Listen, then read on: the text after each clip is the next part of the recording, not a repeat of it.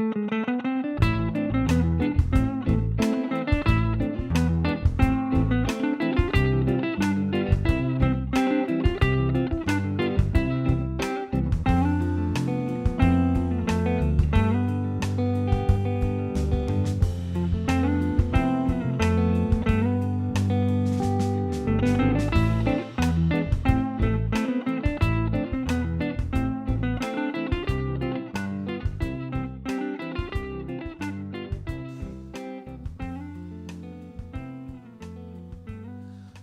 day, good day, good day, good day, one and all. Good day, sir. Good day, madam. I said good day. It's my favorite part of that movie. I just watched it. Did you really? Yeah. Oh, with who? With everybody? Yeah, with my nieces. Oh, that's great. Have they seen it before? I think Isadora had, but I don't think Coco had. Oh, really? Coco's 4. Isadora's 9. In case you guys don't know what we're referring to, we are indeed talking about Charlie and the Chocolate Factory, the original. The Gene Wilder, Willy Wonka and the Chocolate Factory, and it's a great movie. Great songs in that movie, I think, is really what it is. Well, it was so cute because watching my we had a lot of long car rides. I spent like the last 3 weeks with my sister and her 2 little kids, which was awesome. But we had a lot of car rides because we went on a few little like trips, and it was the cutest watching my sister tell the story of Willy Wonka and the Chocolate Factory. And Coco, who's 4, she was just had the biggest eyes listening to her tell the story, and she just wanted to hear it again and again and again. And my sister was like, "Oh, Coco, I can't keep telling this story," and I was like, "I kind of want to hear it again." Oh, that's so cute. It was very cute. Oh, man, that's great. With that in mind, welcome everybody to the Crimes Against Folk podcast. My name is Edward Williams. I am Ashley E. Norton. And we are coming to you today live from our separate studios in California and Arizona. Mm-hmm. Thanks to the help of several pieces of software like Jamulus, OBS, Restream, various other open source software, and the support of viewers like you. Woo. So great to see y'all and hear y'all. A couple things before we get started. One, I just wanted to mention, if you hadn't heard by now, the passing of Chadwick Boseman. Who is an incredible actor. He had done a lot of stuff in his career leading up to his death. He passed away a couple nights ago from colon cancer, and just want to wish his family peace. And he was really important. I think when he did Black Panther, it was an incredible performance. Like that was. It was such a cool movie. One of my favorite of the Marvels for sure. Yeah, like just kind of seeing that world like Wakanda come alive, and especially in all the cool linguistic stuff they did in it, and just Chadwick's performance was amazing. So and knowing that he did all of that while battling cancer is even more impressive. I know, I didn't know that. No one did. He kept it pretty much to himself throughout the entire filming. So I just wanted to mention that because I know it was a shock to everybody because no one really knew how sick he was, but just because he contributed to such an important cultural touchstone, I think, especially for Black people around the world, but really just for everybody in general. It was such an incredible movie. Yeah. And such an incredible guy. So we'll see you in the next life, I guess, Chadwick. And also I wanted to mention, again, our very, very good friends, Peter and Lenny, in Netherlands, unfortunately had to close down Peter and Lenny for good. I think there was a chance that they tried to come back because some of the restrictions were lessened Oh, I didn't know that. in Netherlands. So they hung on for a little bit longer, but I think at the end it just became untenable. So they are closing in September, and that's such a cool place. They're such amazing people too. Yeah, We had the honor of playing there twice. yeah, we played there twice. Yeah. Sure did. And when we played at a festival, the singer-songwriter festival in Hasseluna, which I didn't realize was right on the border between the Netherlands and Germany. And Peter came. Yeah. He just showed up, and I guess, did you know he was going to be there? No, and it was a funny disconnect because it's only 45 minutes from his house, but we're like, what are you doing in Germany? But it's on the border basically of the Netherlands. So he's like, what do you mean? This is like right around the corner from me. I'm like, oh. Yeah. It was so cool seeing him there. Yeah, but they're both wonderful. I guess they're going to go retire in the south of Europe somewhere, hopefully. Yeah. So I want to wish them well and thank them. Yeah, thank you for hosting.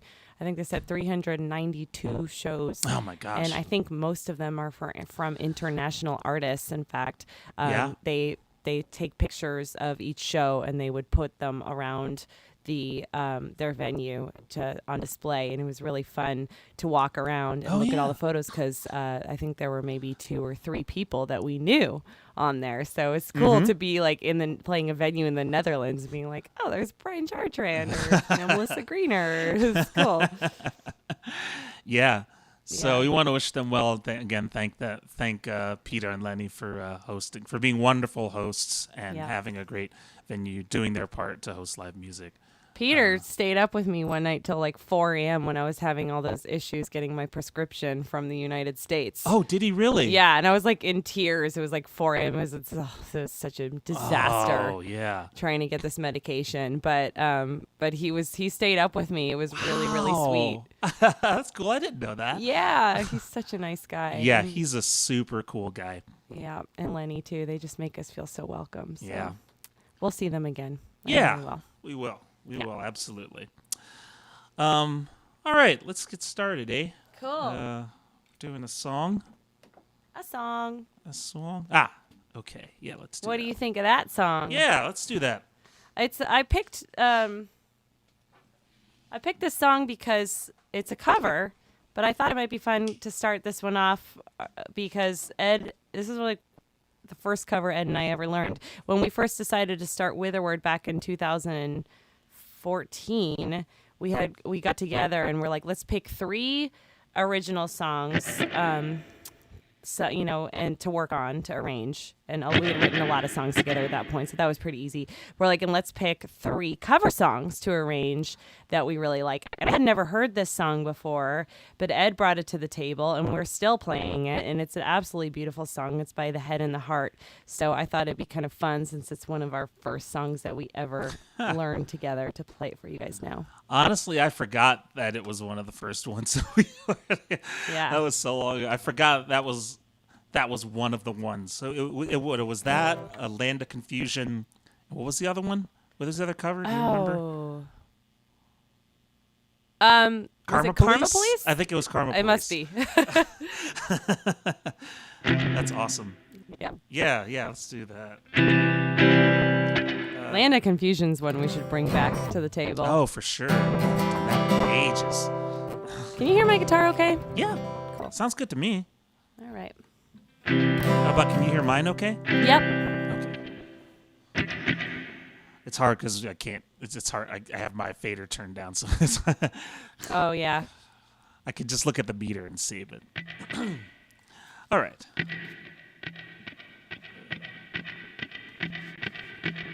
2, 3, 1, 2, 3.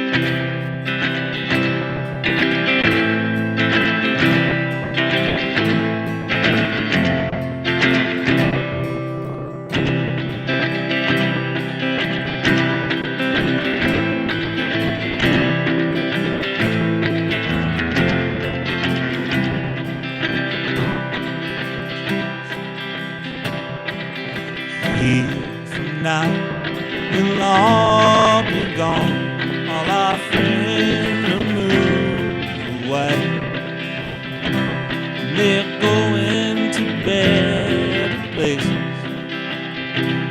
Our friends will be on the way.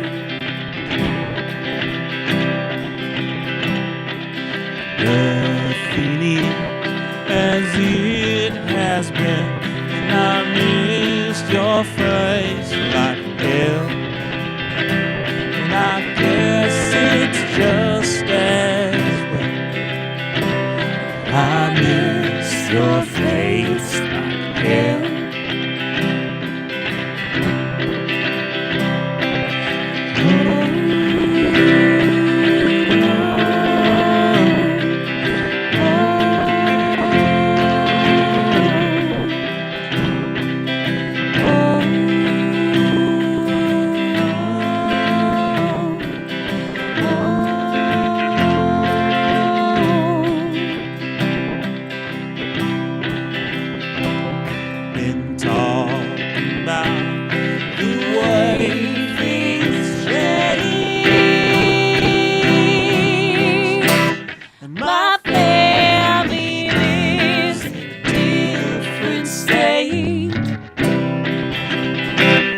If you don't know what to make of this, then we will not relate. And if you don't know what to make of this, then we will not relate.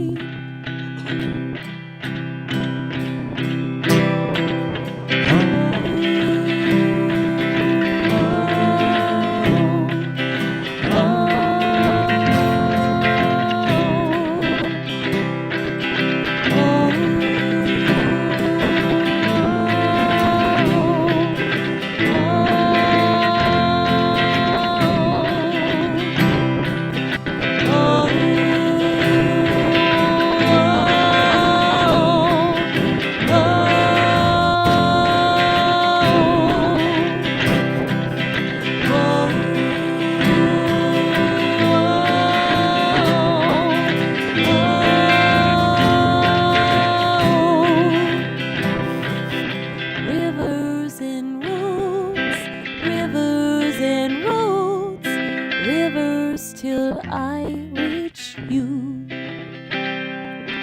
Rivers and roads, rivers and roads, rivers till I reach you.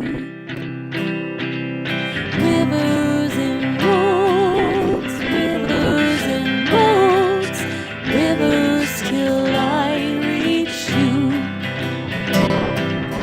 Rivers and roads, rivers and roads, rivers till I reach you.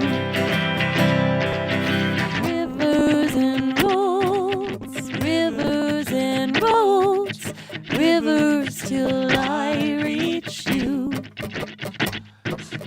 Rivers and roads, rivers and roads, rivers till I reach you. Rivers and roads, rivers and roads, rivers till I reach you. Nice job, Ed. Nice. You too, Ash. Love that song. You too. Well, thank you. Yeah, that's a good one. Yeah, so that's called Rivers and Roads by That's The my Head favorite and off Heart. of that album. Off of their, I guess this their Yeah. self-title. I didn't really get that into listening to The Head and the Heart, even though I love that song. So I don't know. I just actually like that should. album, but Yeah. the other albums are okay. I thought they were okay. I didn't get into the other 2 or 3 that they did, but that one I definitely like. Again, because it's the first one I heard. Yeah, you do that. I do that. It's frustrating. No, it just is what it is. Yeah. Oh boy. Okay. Time for a little show and tell. Yeah, I sent you this video, right? Yeah. You Oh. sent me the photo. Yeah. Launching off of a story we told with Nicole and Scotty last week.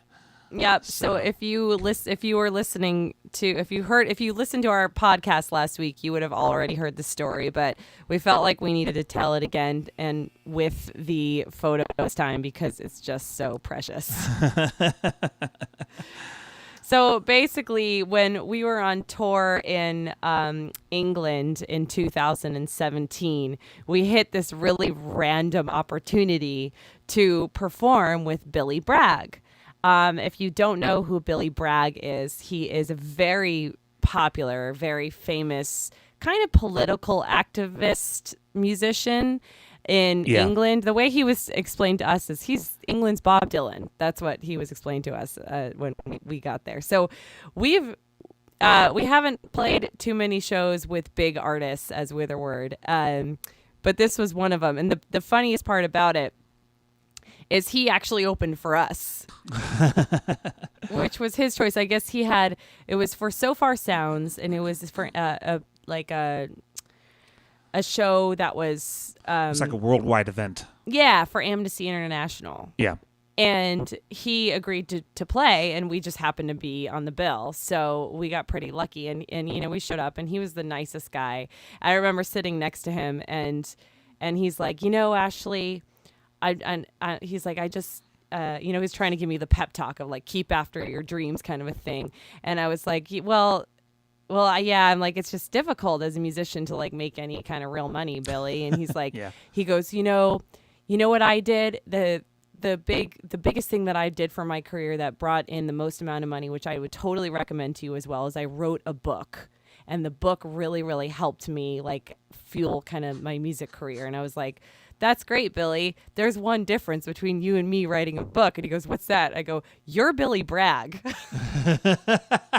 People are going to buy it and read it. And he goes, well, that's true.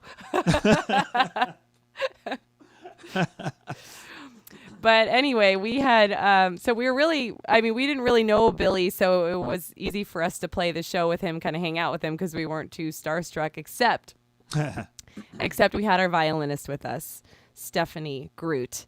And Stephanie apparently had heard of Billy Bragg and also was a massive fan. Mm-hmm. So when she found out that we were playing the show with Billy, she was like, what? and she's like, I've never really like been on a big show with somebody that I like really look up to like this. She's like, I don't really know how I'm going to react, you guys.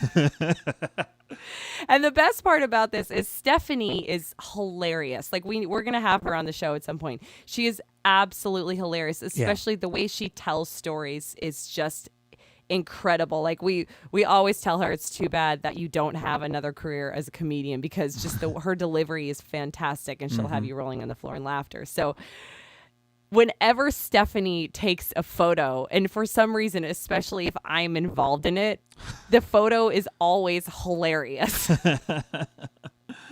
So anyway, Stephanie meets Billy Bragg, and Billy had to split because he had to. That's one of the reasons he went on first, is I guess he had a commitment for his family that he had to get to. So he couldn't really stay for our set, which was a bummer. But he did take a photo with us and tweeted about it, which was really cool because it got us some traction to our page. So I thought that was really nice. It's kind of his way of being like, I'm so sorry I can't stay. I'm gonna give this to you instead, which was a great gift. Yeah. So we took this photo with Billy. Actually, Ed was not there for the photo. He was off wandering away, which he does. But this is the photo that we got with Stephanie meeting Billy Bragg for the first time. Oh, jeez. It's so funny. And that's Ash on the left, Billy Bragg on her right, on her left, I guess. And then Stephanie with the purple hair and our dear friend Lisa on the end there. And Stephanie with I don't really know what this look is.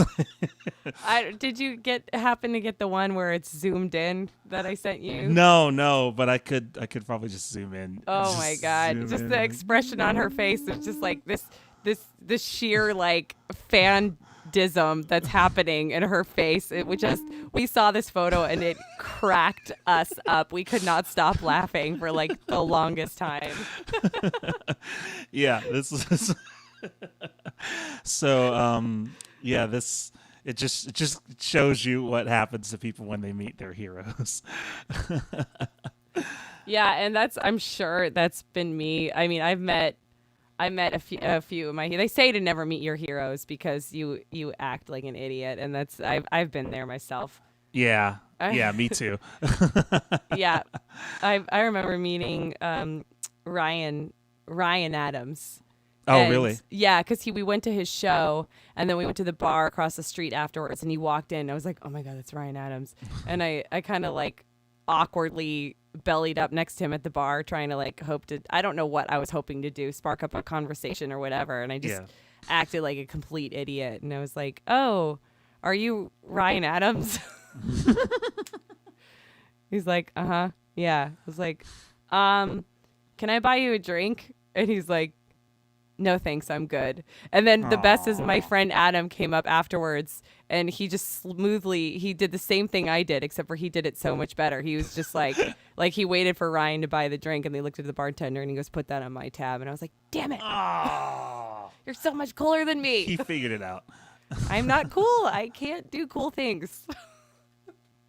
I just fail. Yeah, same. Yeah. I'm kind of useless. I remember I met there's one of my favorite bands out of St. Louis. They're a band called The Urge. They're like a punk or like a rock ska band from the 90s, and they got kind of big. You know, they got a song in that movie Titan AE, and back in the day, and they had a couple of big albums. They were signed to like Epic. You know, they were kind of getting somewhere. And the lead singer, Steve Ewing, is actually he's related he's related to Ryan and Ben from Hazard. He married into their family, and so he married into their family. And there was one night we were playing a show in Columbia, Missouri, at a little place. I think it was called the Music Cafe, right on the Strip. And he was playing a solo show. This was after the Urge had kind of stopped playing. He was playing a solo show down the street at the Blue Note, which is a much bigger venue that we had played before, but that's a kind of the big venue in Columbia. And Ryan, I guess, said he knew that that Hazard was playing, and Ryan was going to be there. So he he walks in, and I just freeze. Me and the guitar player both just freeze because we were both huge fans of the Urge. And Ryan was like, "Hey, what's up, guys?" We're like, we couldn't say we didn't say a single word. We just looked at Dave, and I just looked at him. And it was like, Steve Ewing is right there. and then he left and played his show, and then we played our show, and that was the time I met Steve Ewing. Yep, you do that. I just can't deal with it. Well, it's like a difference between meeting a celebrity and be like, maybe somebody if I'm not into their music or I'm not that into their acting or whatever, I think I'm going to be pretty fine. But when I'm like a huge fan, and you know, you've lived and breathed it, and then you meet the person, their music or whatever, and you meet the person, I think it's a different story. Yeah. And then that's when you act like an idiot. Unfortunately. I wish it were the other way around, but it's not. Yeah, no, unfortunately it's not. Like, I think we told this last week too about like when Ed got recognized in the subway by TV's Frank. Yeah. that was fun. And yes, I did say Ed got recognized in the subway by TV's Frank. Well, he didn't know who I was, but he certainly recognized what I was wearing. Yeah. Which was a T-shirt from the show that he was on back in the 90s. Yep. And Ed was basically standing there just like staring at him, kind of like obviously freaking out, wearing the T-shirt of his show. Oh my gosh. I wasn't there, but the visual is perfect in my head because I know you so well. I just could see it. And then the guy, like TV's Frank, like walks up to Ed and he's like, "Nice shirt, man," right? Or something like that. Yeah, it's like, "Hey, I like your shirt." Oh my gosh. It's so embarrassing. That's awesome. And I didn't want to get a picture with him because I'm just not that kind of, I don't like to accost people like that. But I finally did get a picture with him when I saw him several years later at the at the Tempe Alamo. Right. Did you tell him the story about no, when you saw him on the I didn't subway? tell him the story because I figured he wouldn't remember. Right. So I don't want to do that to somebody, make him feel bad for not remembering a fan interaction. That's a good point. Yeah. Because I do feel bad when people are like, "Yeah, we saw you here and here," and I'm like, "Oh man, I don't remember." Oh, I do that all the time. I'm like, "Who are you?" Oh, right. Yeah, It's so obvious. It's so embarrassing. Yeah, exactly. But we meet so many people. Sometimes it's hard to keep everything straight. Yeah. So. I mean, I don't really mind when people don't remember me though. When I'm like, "Oh yeah, remember me?" and they're like, "No," I'm like, "All right." Oh yeah, I don't care either. When people don't remember me, it's just when I don't remember an interaction I had with somebody. Yeah. That's when I feel kind of bad. Yeah. But that's just how it. That's how it goes when you meet so many people. That's how it goes when you're the nicest person in the world, like Ed. Oh, I don't know about that, but thank you nonetheless. It's true. Yeah. Well. So yeah, that was really good. When more look at that photo, that's a really good photo. Really good memory. We should share more photos of Stephanie.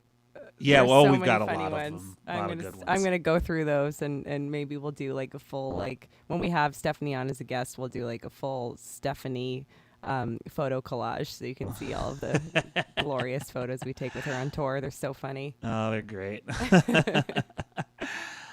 All right, yeah, thanks for that, Ash. That was cool. Cool. All right, so next we're gonna share one of our vids.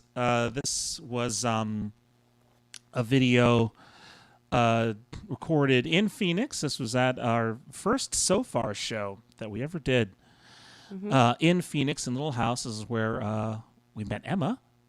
Yeah. Our good friend. Our good friend Emma. She designed our artwork for the Anchor album. Yeah, it's awesome. That's one of the coolest things. I still look at that and I'm like, wow, that's so cool. It's really impressive. I love it. And so this was cut together by someone at So Far, edited by them, and so Stephanie's in it. Yep, Stephanie's in it. Patrick Hershey is in it on bass, and two of our albums. Someone else we lost a couple years ago, Chad Stanley. Yeah. On the percussion. Yeah. He played drums for us for a couple of shows, and then he just very tragically passed away, I think, of heart problems. Yeah. And he was a really, really beloved member of the Phoenix music scene, so it was really tragic for everybody. So that's one of the reasons I wanted to show this video, is because it's nice to keep his memory alive a little bit. Yeah, of course. Yeah. Awesome. All right, we'll show that to you right now.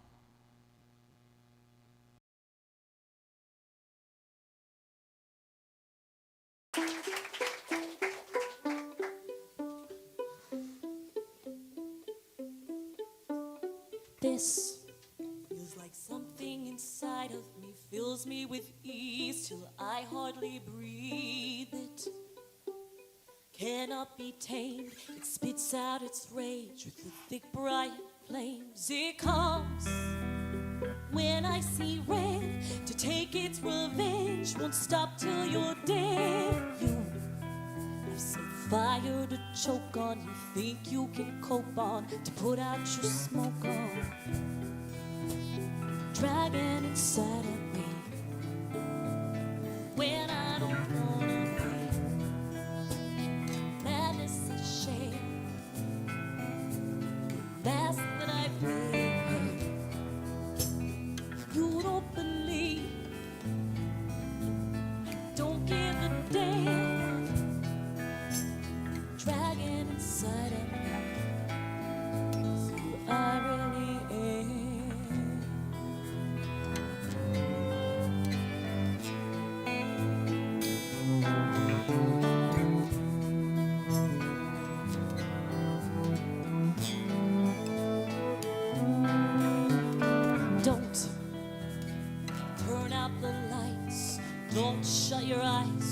into the night. Don't call me a liar, but a monster to shame.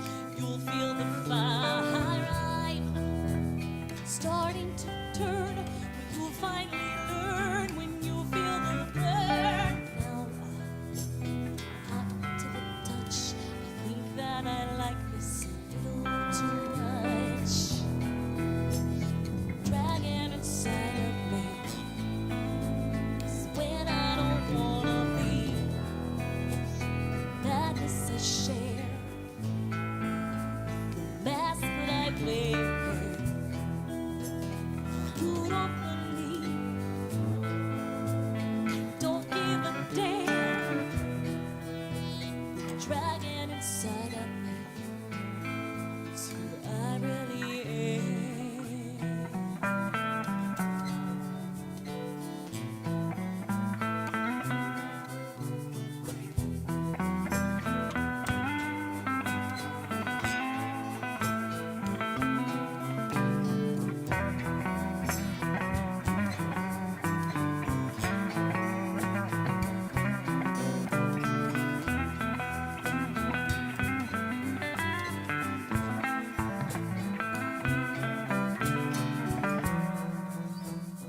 Dragging inside of me is when I don't wanna be. The madness I share, the mask that I wear. If you don't believe, I don't give a damn. The dragon inside of me is who I really am. Dragon inside of me is when I don't wanna be. Madness and shame, that's what I wear. You don't believe,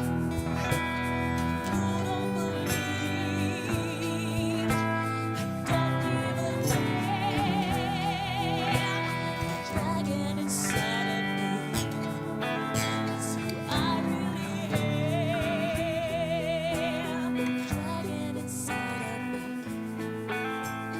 I really am.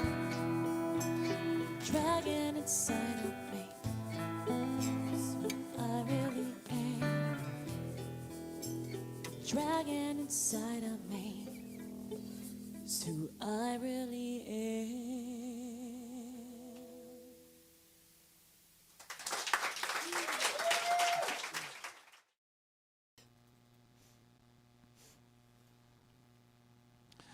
All right.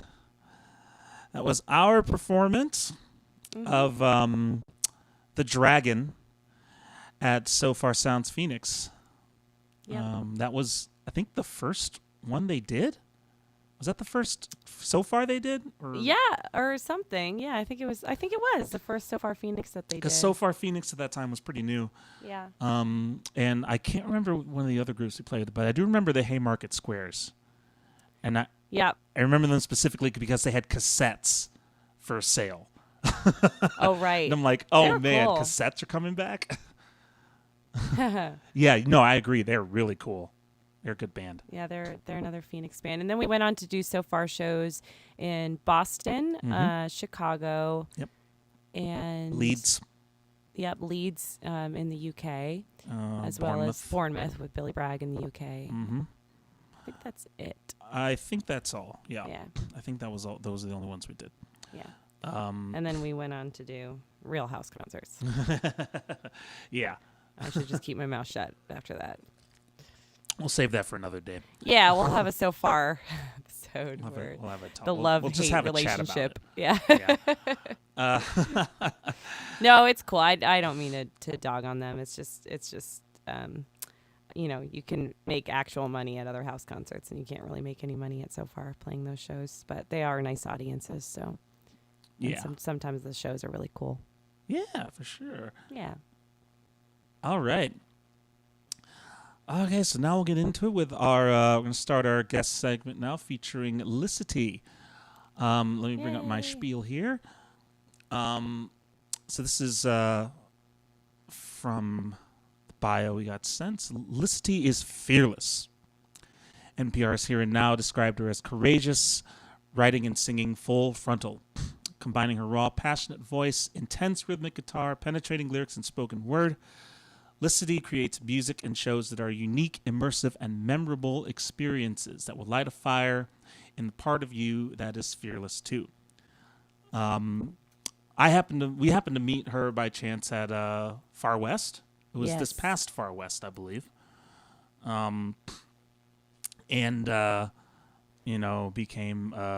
Became friends and kind of just checking out the music, and really cool. Like, just something that honestly, your music's something I wasn't expecting to see at Far West, and that's a good thing.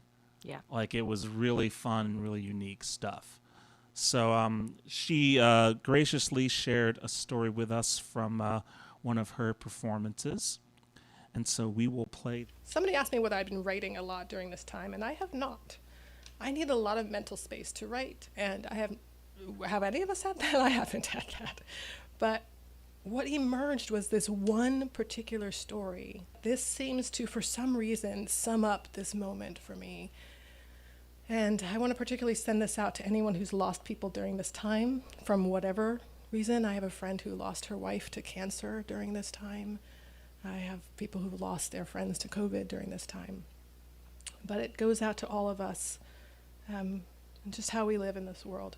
This is a story about that song, Turn. And I wrote it a month ago, although it happened 4 years ago. The Leaving, April 27th, 2020. Now playing Always Something There to Remind Me by Naked Eyes, from the album Naked Eyes, streaming on my phone next to me as I write this. The small rectangular butcher block wood table in the basement was set, awaiting baking sheets filled with square-cut homemade pizza which my host had been preparing all afternoon.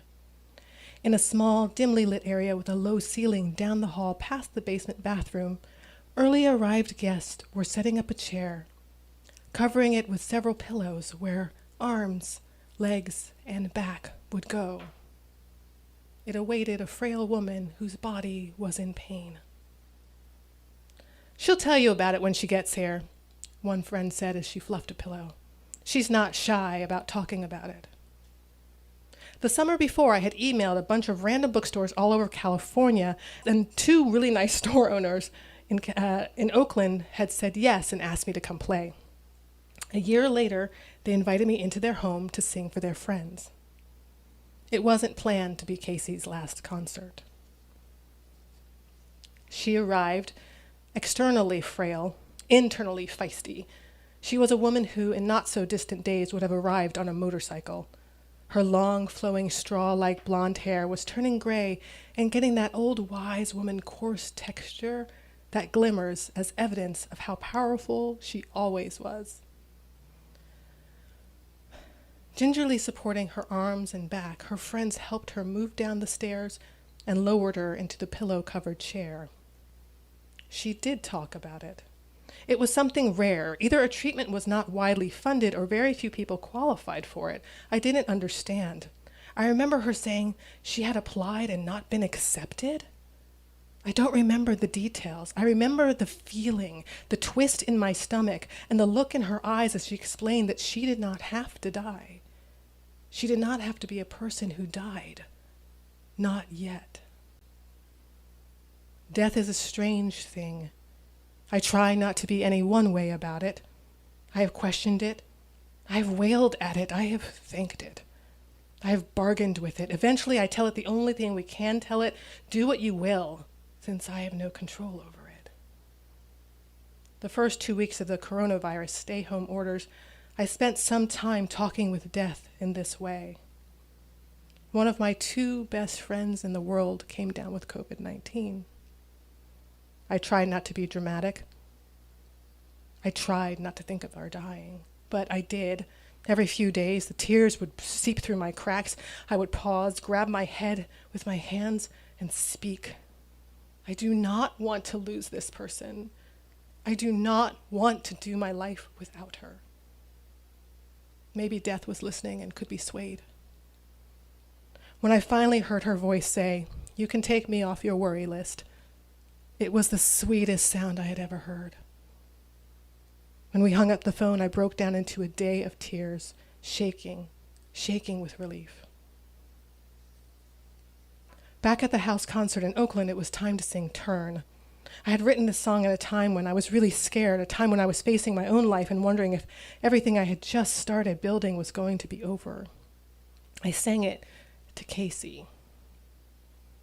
I didn't want to draw attention to her impending death, but once our eyes connected, I knew I had made the right decision. I gave that song to her. I sent each word, each phrase into her, hoping to replace the medicine she had been denied.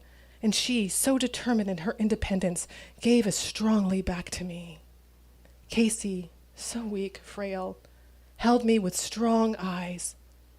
She took in every single word and beamed it right back to me as if she had written the song herself. And maybe she is. Casey and I were fixed, locked with each other, connected in a way we will never be disconnected. I will never be disconnected from. There's not a single time that I see that song that I don't see Casey's eyes staring back at me. The rest of the concert was as fun as it could be. My songs and self-deprecating stories about my shoddy love life, recommendations of good baseball books, a recognition that the homemade pizza didn't turn out as great as anyone hoped. And then my songs were over, the dangling conversations ended, and it was time for everyone to leave. "I'll see you again." I heard it over my shoulder. I turned around to see Casey taking her friend's hands in hers, before her friend could choke out impossible words, before they could say goodbye. Casey took their hands and said, "I'll see you again." Over and over, she took her friend's hands in hers and said, "I'll see you again. I'll see you again. I'll see you again." She took my hands in hers too as she left the house that night. I was standing in the front doorway and Casey and her boyfriend were just outside on the front step. I guess I was the last person she said this to. I was captivated by Casey. I wanted to hold her, to touch her, and to accept her offering. "Yes," I said, "I'll see you again." I remember the feeling of the night air on my face, her boyfriend putting his arm around her shoulder, gently turning her body away from the house and leading her down the front stairs. Someone closed the door. A few months later, I got an email from one of the women that night. Casey left us. We see those who leave this planet in so many ways. All the time, even after they are gone. They show up every time we look in the mirror at who we are now. We never stop seeing them. We always see them again. They are Casey's words, not mine. May you hear them as the words of those you love and lose to that same portal. May you hear their voice and feel their hands take yours and say, with total certainty, "I'll see you again."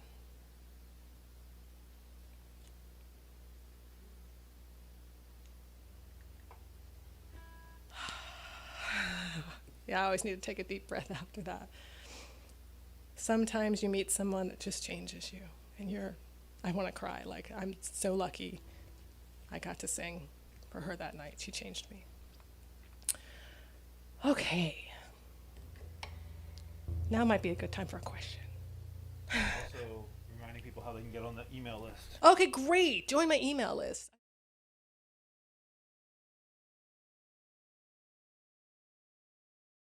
Hey. Okay. Go back here. Maybe we should talk about in-air monitors at some point. Yeah. Seriously. All right.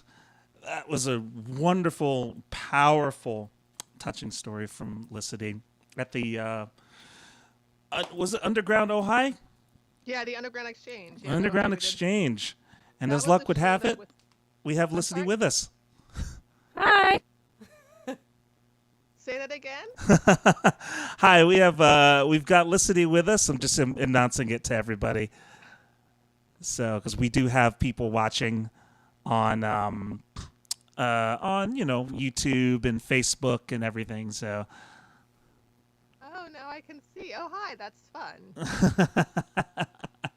Yeah, that was the Underground Exchange show. That was the show that was scheduled for April and had to get bumped and turned into a live stream in May. Oh. So, yeah. Wow.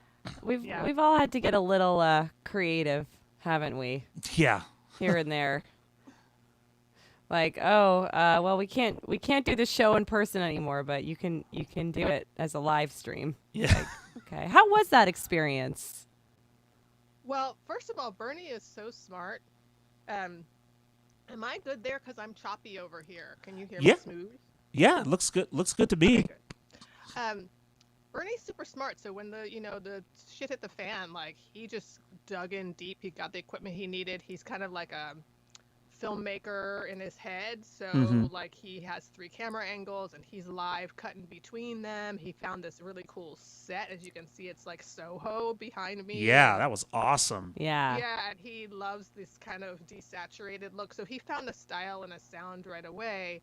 And it was just solid. So I felt really good about, like, I didn't really do any live streaming on Facebook or Instagram or any of that when the virus hit. I just was like, I don't know, I just didn't feel moved to do that, but I put a lot of energy into that show and bringing people to it, and it was great. I think the only thing that what I noticed when I watched the videos back was that I was, I'm used to looking at my audience in the eye, and having a wide room and making a lot of eye contact, and so to be straight on the camera, which I practiced a lot because that eye contact's super important, but like it made my physicality like a lot more limited than I'm used to. So I think that was the only thing that I noticed was really strange. And then and it's really, I always think applause are really strange at shows. Like I'm always incredibly embarrassed by applause. Like I find it really like gratuitous, not because the audience is they're lovely, wonderful people. I just feel like standing up there, I'm like, well, you better applaud me. And that's like, I don't want to communicate that message to anybody. So I always find applause really strange. But then when you don't have any, it's a whole different thing. It feels kind of weird, doesn't it? Yeah. I mean, it's one thing when you don't have any because there's nobody in the club and they're drunk and passed out. But it's another thing. I don't know what you mean. When there's like, and then there's like, and I said, I was like, man, this is like the Zen koan, like, what is the sound of one hand clapping? Like it was just really surreal. Or like your friends are sitting in the front row and they're just lost in conversation and you finish a song and they're just talking and you're like, okay. Yeah. I know. Or the Moving opening on. act sitting there texting the whole time during your set. That's always great. Yeah, I know. I mean, not the opening act, the headliner. Sorry. You know what Ed and I have been doing after each song? We go, I think it just kind of happened on accident. I don't even know if Ed's noticed it, but we go, good job, Ed, good job, Ash. Oh yeah. That's kind of like our little applause. Yeah, we'll do that. We'll just kind of like, yeah, okay. Nice. It's a show just for us right now, I guess. I noticed that when you guys did your opening song tonight. I was like, oh, that's so sweet. Mm-hmm. We've had to get more used to it now, because we don't have any. There's just nobody around, so. Yeah, we're each other's applause. You gotta be. Nice to have a duo that way.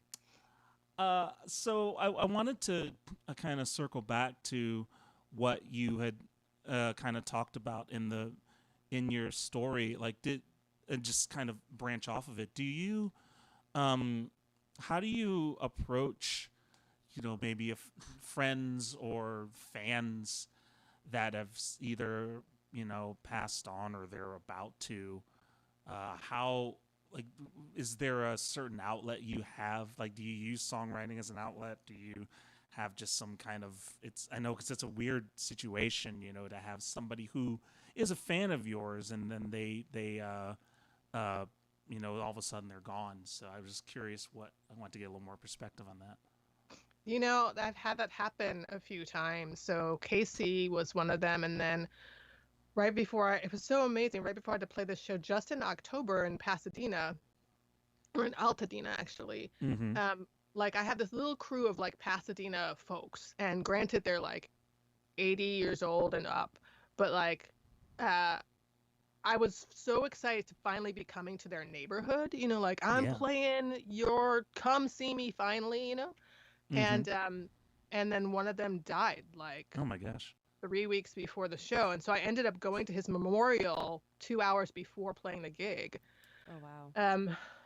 And so the way I handled that was to just get on stage and tell everybody, like, hi, I just came from a memorial of one of my biggest supporters who I love and adore and was like the nicest person I'd ever met. Like we met at the Ojai Classic Music Festival. Like we happened to sit next to each other, and he took a shine to me.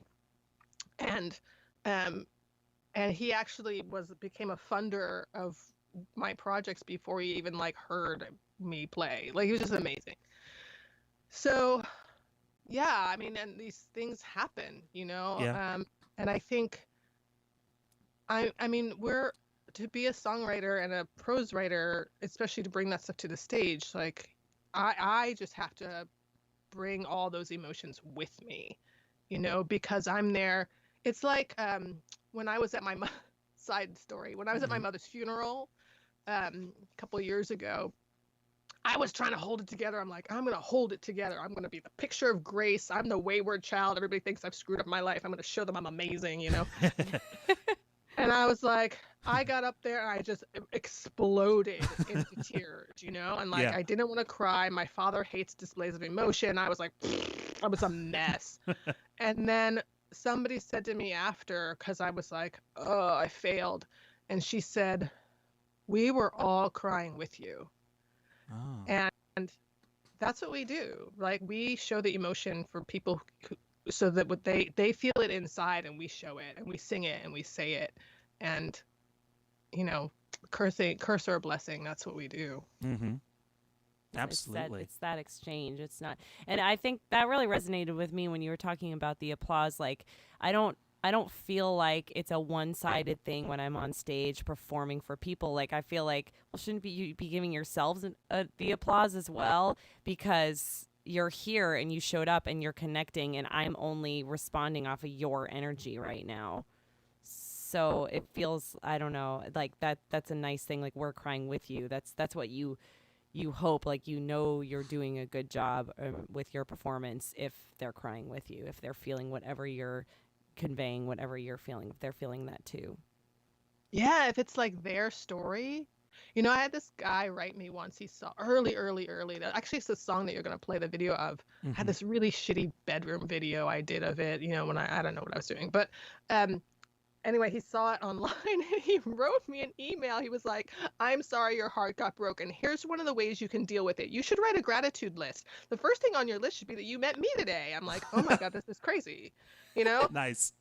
But I was also like, this song's not about me. Like, the song should be about you, Like, when you hear it, be selfish. Take it in. Like, cry because it's your life. Applaud because you felt your life, Mm-hmm. Absolutely. Yeah. Absolutely. Was your friend that passed away in Pasadena, was it Tim Fleming or? Oh, no, I didn't know Tim, but I know he was so special to so many people in the folk community. Yeah, in Pasadena in particular. In Pasadena specifically, yeah. Yeah, I was just wondering. I guess maybe you wouldn't have been at the memorial then because COVID. Right. I was just thinking about him because you said Pasadena, and I know we lost him to COVID. Yeah, really that's right. Tragically. Actually, I don't think it was COVID. Oh. I think the day after story was that it wasn't. He thought it was, but I think there was a little bit of information about that. So I don't know. But yeah, that was just recently. My friend died in October, so it was before. Thank goodness. Yeah. And hopefully they're safe, but yeah. Yeah, we lost a Phoenix friend due to COVID as well. I don't think Ed knew him, but it was a drummer named Mo. I don't think I did. No. Yeah, it was sad.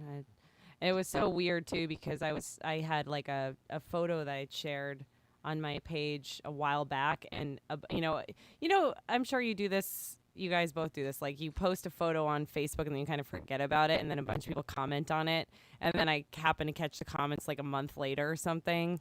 I don't know. Maybe I'm the only one. I just kind of forget. But then I noticed he commented on the photo, like, a couple weeks before he passed, and I was like, oh, that's kind of crazy that I can't really respond to him now. Oh, wow. Yeah, that's intense. Yeah.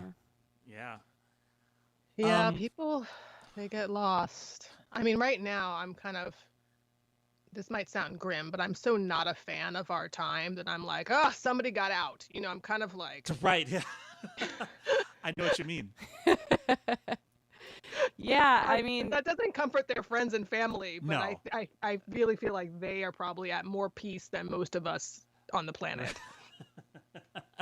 No, it's a bit macabre, but that's an interesting and actually kind of nice way to look at it sometimes. Yeah. Yeah, life is long and hard. I don't know. It's beautiful and joyful and wonderful, but I mean, there's a sense of, I don't know, relief. But I also was raised in a family we talked really openly about death. Okay. So I'm not. My mother and my aunt were always, when I die this, when I die that, when I die. So it was very, it was funny when my aunt died. My great aunt she was like my grandmother. There's this fat Buddha statue. It's actually right over here. And I had given it to her. It was an inside joke with us. And I was like, Aunt Sarah, when you die, like, I want this back. Like, this is our joke. It's mine, so I don't want anybody else having this. And like, seriously, on her deathbed, she was like, make sure she gets that fat Buddha statue. That's awesome. So, death. I wear it lightly, I guess. I think that's the best attitude that you possibly can have towards it, actually. Yeah. I mean, really, it is part of life is death. And yeah, maybe it doesn't comfort your friends and family when you've lost them, but looking at it lightly, I think is definitely the way to go. So. Yeah, absolutely. I wish I could do that. I'm like so dramatic though. I'm too dramatic for that. And I'm not dramatic enough. I'm very very stone faced when it comes to that kind of stuff. So really, I'm that not very good about me. it either. But yeah. Do you think it's more internal though for you, Ed? Maybe, but even still, it's not very. We're just not very. I'm not a very emotive person. Even that surprises even me. Internally. So is that surprising? That surprising. Yes, because you're clearly very sensitive. I am, but I'm not. But I think it does kind of stay in a particular section, and it doesn't get anywhere else. Well, you're very empathetic. But yeah, I think death is different. It is different, yeah. I don't know why, but yeah, like Ed is the most empathetic person I think I've met. And if something's not fair, especially when it comes to issues of feminism in particular, or racism, or those two issues in particular, but I'm sure there's other things too. But like that, that Ed will be very empathetic, especially towards other people more than himself. Ash has gotten a lot of articles from me about like, like dress code things, like women getting unfairly targeted in like dress codes in high school and stuff. I'm like, this is so ridiculous. Yeah. Get so angry about it. Well, there's outrage, so I guess you're good at expressing that, but not so much with the grief. So yeah, grief is tough. Yeah, grief is really hard. Grief is really. I don't know why I tend to have some deep understanding of grief. Like when my friends are grieving, they know like they can come to me because I'm like, the rule about grief is you do whatever you gotta do. Right. Like there's no rules. And when my mother died, which she died the day my first record was finished, which was crazy. Yeah. And I remember I was doing, I'm doing the media release. I'm like literally on the plane to her funeral. I'm sitting like sleeping in my punk band friends like guest floor bedroom, trying to do the media press releases for this record. And I'm like, this is ridiculous. Yeah. And so I just started writing grief shows and just saying, this is what happened. Like I can't, it's so trite. Let me write people who are deep. So I ended up getting an interview with this podcast called Grief Out Loud. And in prepping for the podcast, like I just listened to all these episodes of their shows, and man, so cool. Like the grief conversation they were having was so honest and so real, and talked about things I hadn't thought about, like why do we use battle language when we're talking about people fighting and disease and losing their battle with cancer? Like somehow it's their fault they weren't tough enough or something, and it's like that's ridiculous. And like, and it was just so it was so honest and direct. I was like, these are my people, you know, like wow. They get it, you know, like my mother always said I'm too direct, and that is definitely an issue with me, but there was no pretense in this community at all. So I don't find that to be an issue at all. Yeah. I wish I could be more direct. Same. My thoughts can't keep up with what's happening in my head is mainly my issue. So, but I think that's really poignant that that we look at it. I never thought about it that way, that we look at it like a losing thing. That's not necessarily the case. Absolutely. Right. Yeah, and then because what happens then if a person gets ill and they decide they don't want to like fight it, then we've judged them, you know, instead of being like, I'm gonna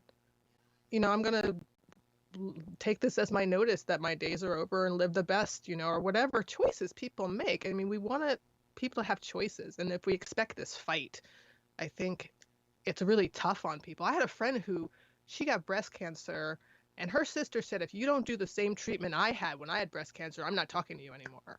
What? Wow. I know, it's crazy. Jeez. Did Anyway, she? side note, actually, I can't imagine you're not direct. Of what I know of you, I think you might be.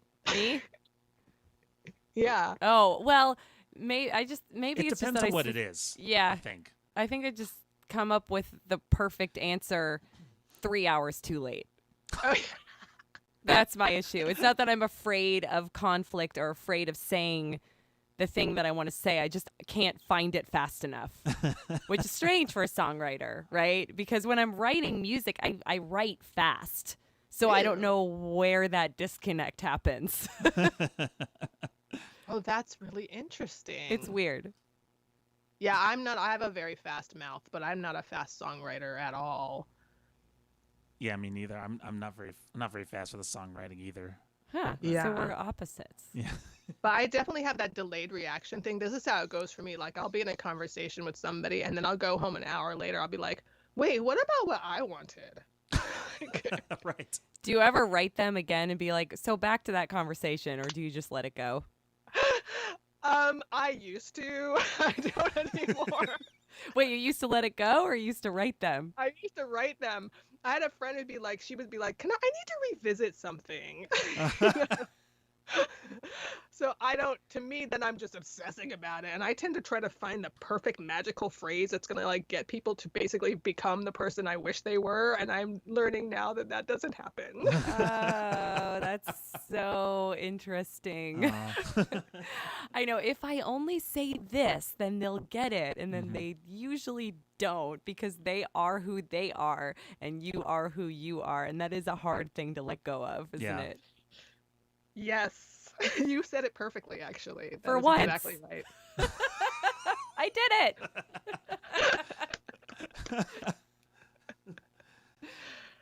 Yeah, but I will say this, a lot of my songs are things, they are those revisit conversations. A lot of my songs are things I can't say to people because they are who they are, or they're gone, or whoever, whatever circumstance. And yeah, so I guess it all ties together, huh? That's what I was going to cool. ask. Was like, does that inform your songwriting? When if there's something that's just like, I can't get this out to them, but I'll get it out to them in a song. Yeah. One of my favorite experiments is a song that oh man, talk about slow. Like I wrote it, rewrote it, and rewrote it, but I'm really committed to it. Mostly I've been having problems with the vocal range and making it something I can sing effectively. I tend to write in a higher range than actually sounds good, so I'm always like... But it was a really fun experiment because I was writing from the perspective of a wife that wasn't me, that was angry at this husband and the mistress. And so I had to like kind of get into her head and see what she wanted to say to this guy. but the song, she was talking to the mistress, and she was basically like, the husband left them both, right? Like he left the wife and he left the mistress. And so it's like the two women being like, well, what do we have in common, And it was really intriguing, and she was so angry. So to get into her, and the song is called Sorry. So the whole premise of it is like, you say you're sorry, but you're not,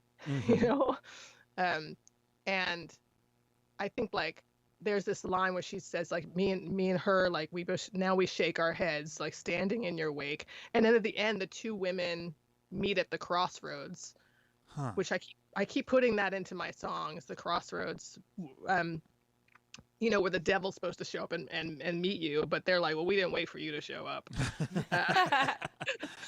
And then they apologize to each other. She says, I'm sorry. The other woman says, I'm sorry. And I don't know. It's a fun story. It'll make itself known one day. Oh, I like that. Yeah, that's cool. It's a nice little spin. Yeah. If I can just figure out how to sing it, it'll be great.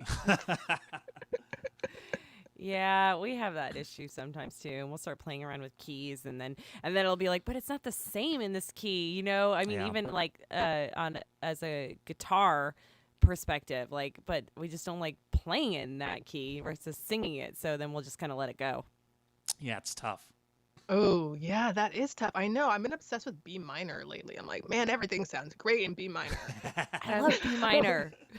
B minor is a great key. It's a great key. The Ghost of Tom Joad is in B minor, man. It's just good stuff. Oh. And but yeah, does that mean it's gonna sing right? And then lately I have one of my guitars here, like I strung down 2 whole steps and then I capo it up. It makes no sense, but it does though. But it sounds really cool. But I'm like, I don't know how I'm ever gonna sing this. Yeah. So. well, that's what we ran into. Like when we had a lot of our vocal issues, we had to lower the keys on a lot of our songs, and oftentimes it just, like, the way the chords were structured on the guitar, it just doesn't work. And I'm like, if I only had a baritone guitar, then I would be able to make this work. But you basically kind of did that when you tuned your guitar down 2 whole steps. So. Yeah, you're right. That's kind of a baritone guitar then, huh? Yeah, and I got it. When I got this guitar, I bought it for that purpose because I couldn't sing Joan Armatrading songs on my other guitar. And so I was like, these are too low. And she's so important to me. I was like, I have to get a whole new guitar so I can sing her songs. And just for myself, because I don't really play covers. So it was just for home. Yeah. But a lot of the musicians I work with are like kind of like the sidemen royalty of all like these amazing acts. And as the lead artists get older, they're all just tuning down for their voices. Yeah. Thank goodness. I mean, thankfully we can still hear them sing, but one of my guitar players, he was like going out on tour with somebody. He's like, man, I can't relearn all these songs. And they're like, no, we're just tuning down. Just. So. Yeah. I mean, it's good to preserve the longevity of your voice, and that's one of the reasons we start to tune down. Also, like I'm not really losing my high range yet, but I am like finding that my voice gets more tired when I belt in a higher range. So I just don't do it anymore because I'm like, I'll do it like once in a great while. I'll just kind of save it, for that perfect moment because I want it to last. Yeah. So, and that is something we did during the vocal issues. We both learned how to sing differently. And I used to be really obsessed with, vocal, like I don't do vocal gymnastics, but like that power chord or like giving the audience that one really long hard belt note and holding it out as long as I possibly can and like huge applause, and like it was really gratifying. And then we had all those vocal issues and I'm like, why am I doing this? I'm hurting my voice. It's not that I can't do it, it's that I shouldn't, because I'd rather just get that same reaction out of my lyrics and my melodies, like I should just write better and then get the same, like, not, it's kind of like the work, don't work harder, work smarter kind of mentality, but used to my vocal range. And I think Ed and I both did that. Yeah. For vocal issues. Do you guys ever do straw phonation? What's that? Straw? This is my favorite vocal tool. Wait, with the straw thing? Yeah. Yeah. Wait, I think. Wait, tell me what you're doing. And So maybe. it's 2 cocktail straws taped together. I am that big of a nerd that I tape them together. And you do all your vocal exercises through them. You just do your routine. You do your vocal ease. And it has brought my voice so much stronger forward. Oh. Like, my problem is I sit way in my back of my throat and I wear out my voice because I use my throat too much. And this creates this, it's called like some semi-occluded vocal technique. And so it puts back pressure forward, and it just strengthens your voice. Renee Fleming, the opera singer, swears by it. Oh, interesting. Yeah, and plus you can do your vocal exercises and nobody hears you, so you're not annoying. Well, we did do that. Do you remember, Ed? It was sort of. Yeah, like we had when we first kind of had our really bad vocal issues, we talked to a voice doctor in Cincinnati, and she had us do something very similar. She had like a CD of exercises and said, get a water bottle, or a kid's like water cup with a straw, and do them into the water. Oh, right. Okay. With so a straw, yeah. Similar With a straw. idea, but different execution, I think. Yeah, I think it's a Yeah. similar idea.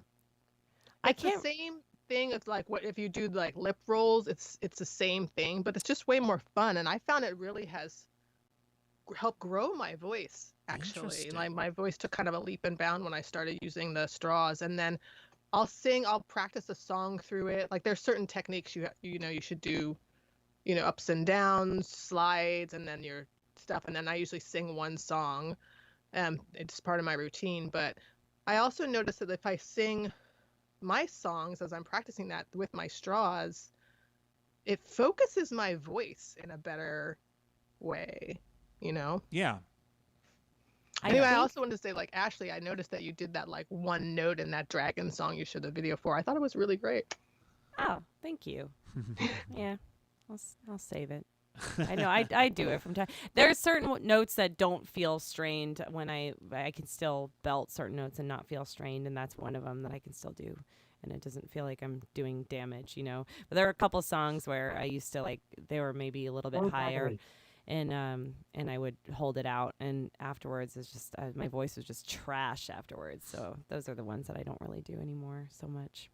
But I like this straw. I'm gonna try this, Licity, because I think one of the reasons Ed and I abandoned the water cup thing is because, especially on tour, like, it was a real pain and also kind of unsanitary to like travel around with like a cup that you're like blowing spit into, Yeah. like, Yeah, I have a whole baggie of them because there you they go. totally get filled up with spit, yeah.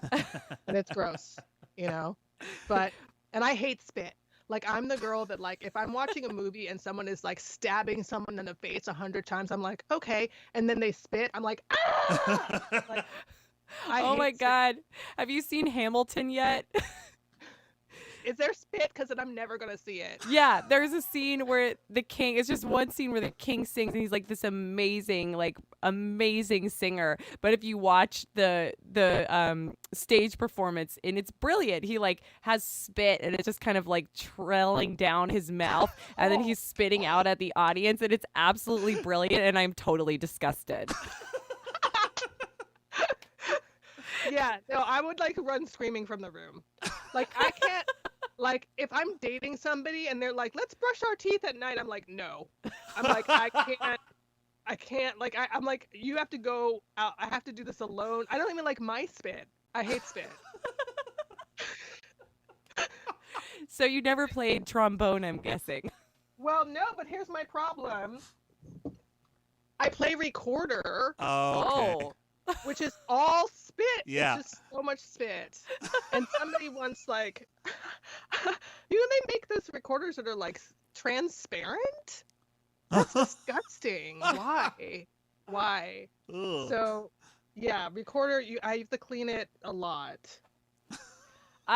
So My friend Dave is watching on BandLab right now, and he popped in with a question that I think maybe we can all answer. I think this is a really interesting question, actually. And Ed already knows my stance on this, but I'm going to ask you, Licity, what is your warm-up before a performance? Like warm-up, or like you mean like ritual? Yeah, like what do you do to warm your voice up? Yeah, either way, I guess. Well, first of all, I always have a burger. Nice. There you go. With chips and fries? I'm sorry to all the vegetarians and vegans out there, but like at this, and I've been vegetarian and vegan, but at this point in my life, I'm the girl who's like, whoever looked at a cow and said, let's eat it is my hero. I'm like, yes. So, and that comes in phases with me. I'm sure at some point I'll give it up. But yeah. So I always have a big meal because otherwise I get lightheaded. And people are like, don't you get burpy on stage? I'm like, no, I don't know what that's about for you, but I don't have that problem. And then I do my straw phonations. I try to do something that gets me to kind of give the whole process over to something bigger. So whether that's like music or the universe or whatever it is I think exists at that time,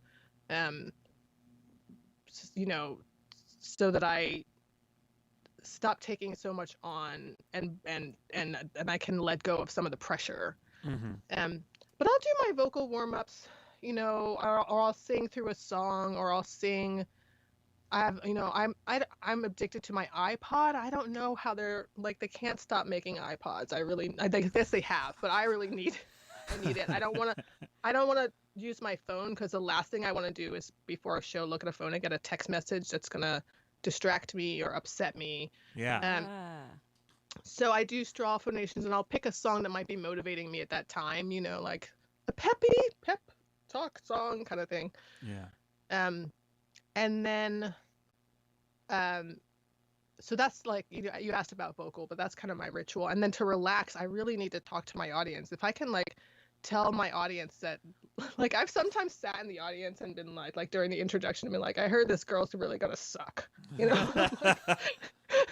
like I just have to hear someone laugh. I just have to have that moment of like, we're all friends, you know, and like an icebreaker. So, yeah.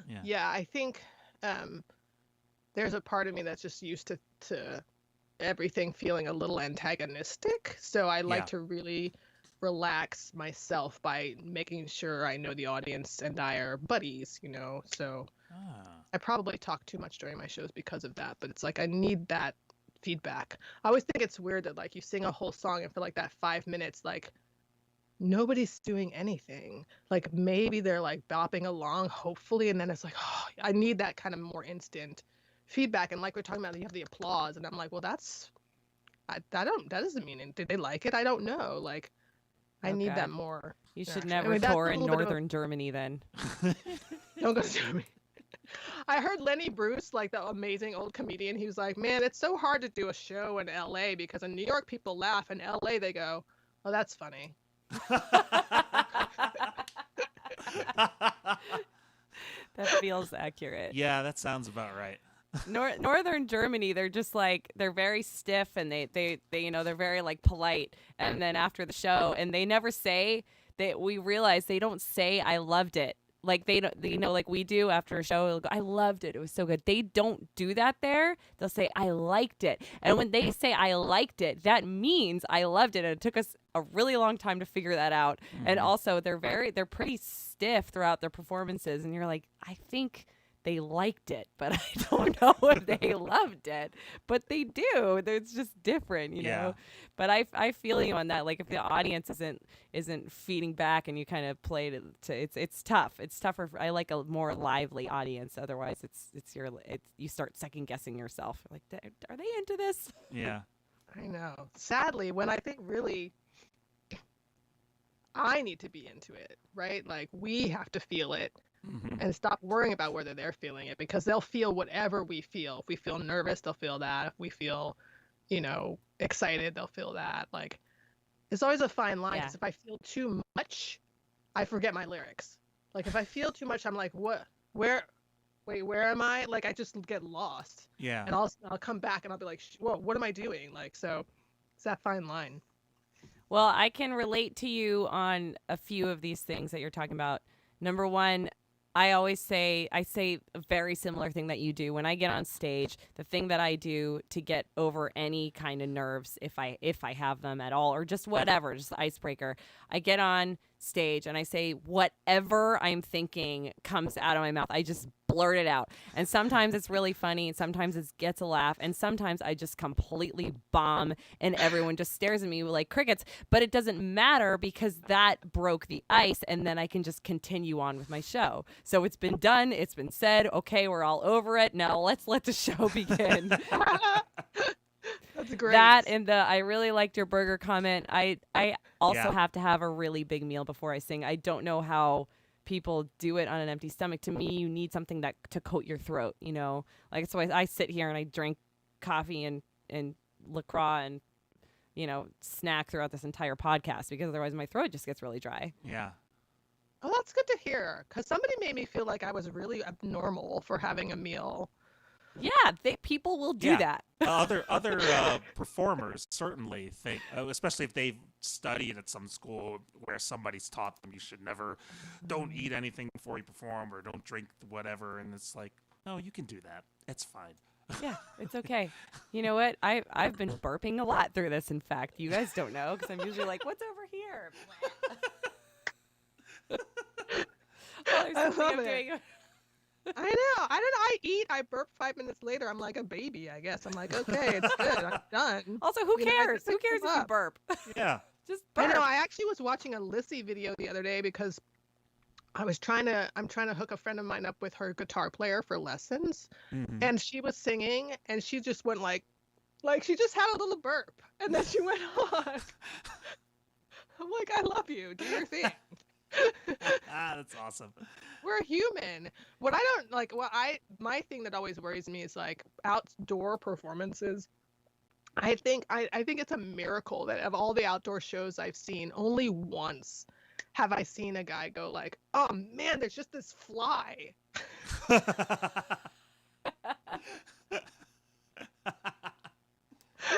mean, he really tried to stick it out for a long time, and then he was just like, ugh.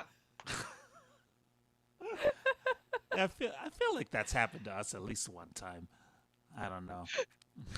I mean, No, I really don't love. We do not love playing outdoor concerts like other people do. No. Because even I actually played a little concert last night in like a little wine bar thing, and I was very far away from the audience, kind of social distant thing, and there was like ants crawling all over the mixer. Ugh. Which was, I'm like, where did these even come from? Like, that's not something you have to deal with when you're inside, And there was like a bee, and it started flying around my microphone, and it flew away.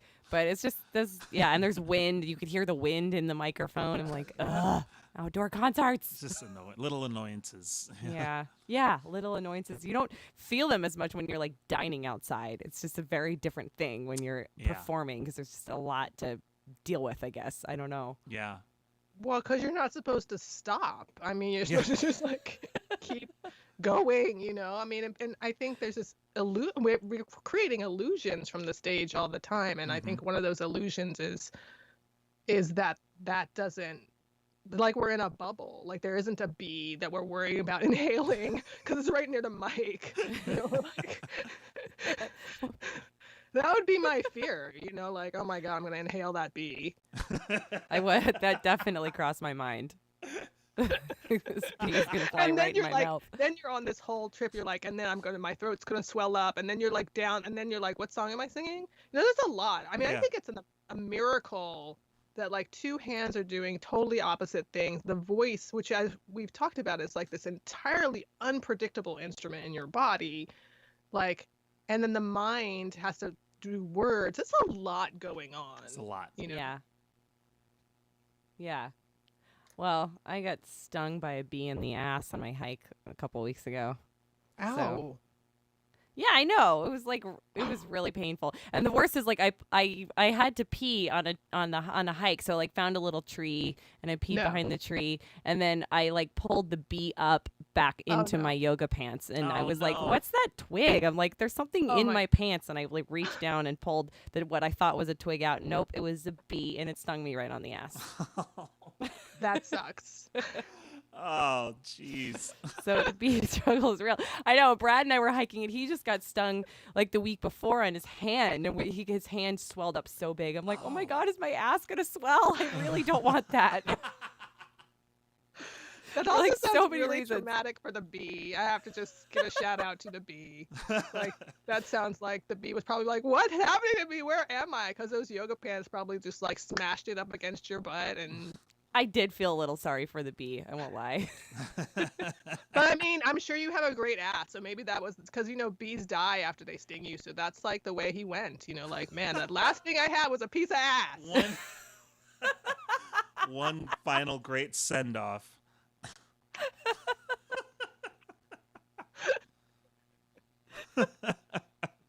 Yeah, so basically, it's a good way to go. Yeah, I think so. I think that's what we just decided. many people would agree. Since we're being lighthearted about death, then Right. we're on that train. Oh God.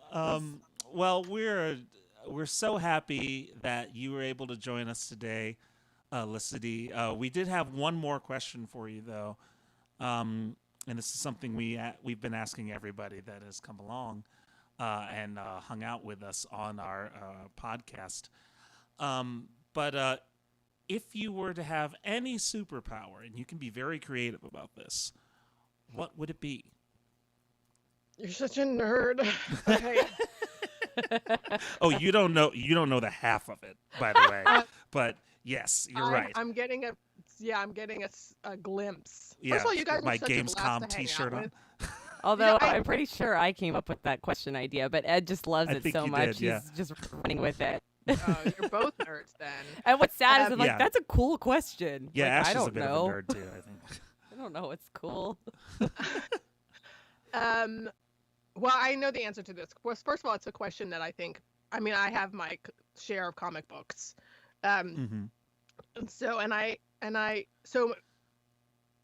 my brain just had a blowout. So like I always thought of myself as kind of like an X-Man, so like, Nice. right, because I don't fit in anywhere. I have weird powers that people don't have, and Mhm. I always wish I could get them to like the higher level. Like I'm just like a level below Jean Grey, like I think. So like, and I was once nicknamed Phoenix by this really funny guy, so I identify with her. But ironically, the superpower I wish I had was invisibility. Ah, Which is strange because I have often felt invisible in different areas and times of my life. So I want to be able to, I guess, to choose when, but there's so many things I would love to be a part of, but I just want to experience them kind of privately without everybody noticing me. And because of the way I kind of am, like, it's hard for me to like go to a yoga class, or go to a spiritual gathering without people being like, "You're interesting," and I'm like, you know what? I just want to like, and I don't say that in a vain way. That's the no, I places know what you mean. Yeah, I live in a lot of places where I don't live in Oakland, put it that way. Like, Yeah, people don't exactly. like me. So Yeah, well, let me ask you, how many times have people asked to touch your hair? yeah, that's been a thing. Exactly. Although I think I did kind of make a force field around it because it hasn't happened in a long time, but people just want to touch me. Like I used to have this really kooky backpack. It was like my sister got it for me. It was in the Charlie's Angels movie. It was this really weird, it looked like a turtle on your back kind of black thing. And people would touch that. Like people just violate my boundaries very naturally. So I think that's what I would want. Yeah. Why? What are you? I'm sure. Has everybody asked you what? Is it going to be on every podcast that we find out your superpowers? Because I want to know now. Only the last week did anyone ask us what ours were. I think I wanted to fly Yeah. because I like the freedom of it. Air. Yeah, I Hang like glide- just going hang through the air. glide. So Yeah, he could hang. Yeah, Ed wants to hang glide. that's Isn't one that of the things I would like to. That's a bucket list thing. is hang Yeah. I gliding. had hang gliding lesson. It's amazing. Just be prepared to fall on your face a lot at the beginning. Oh, okay.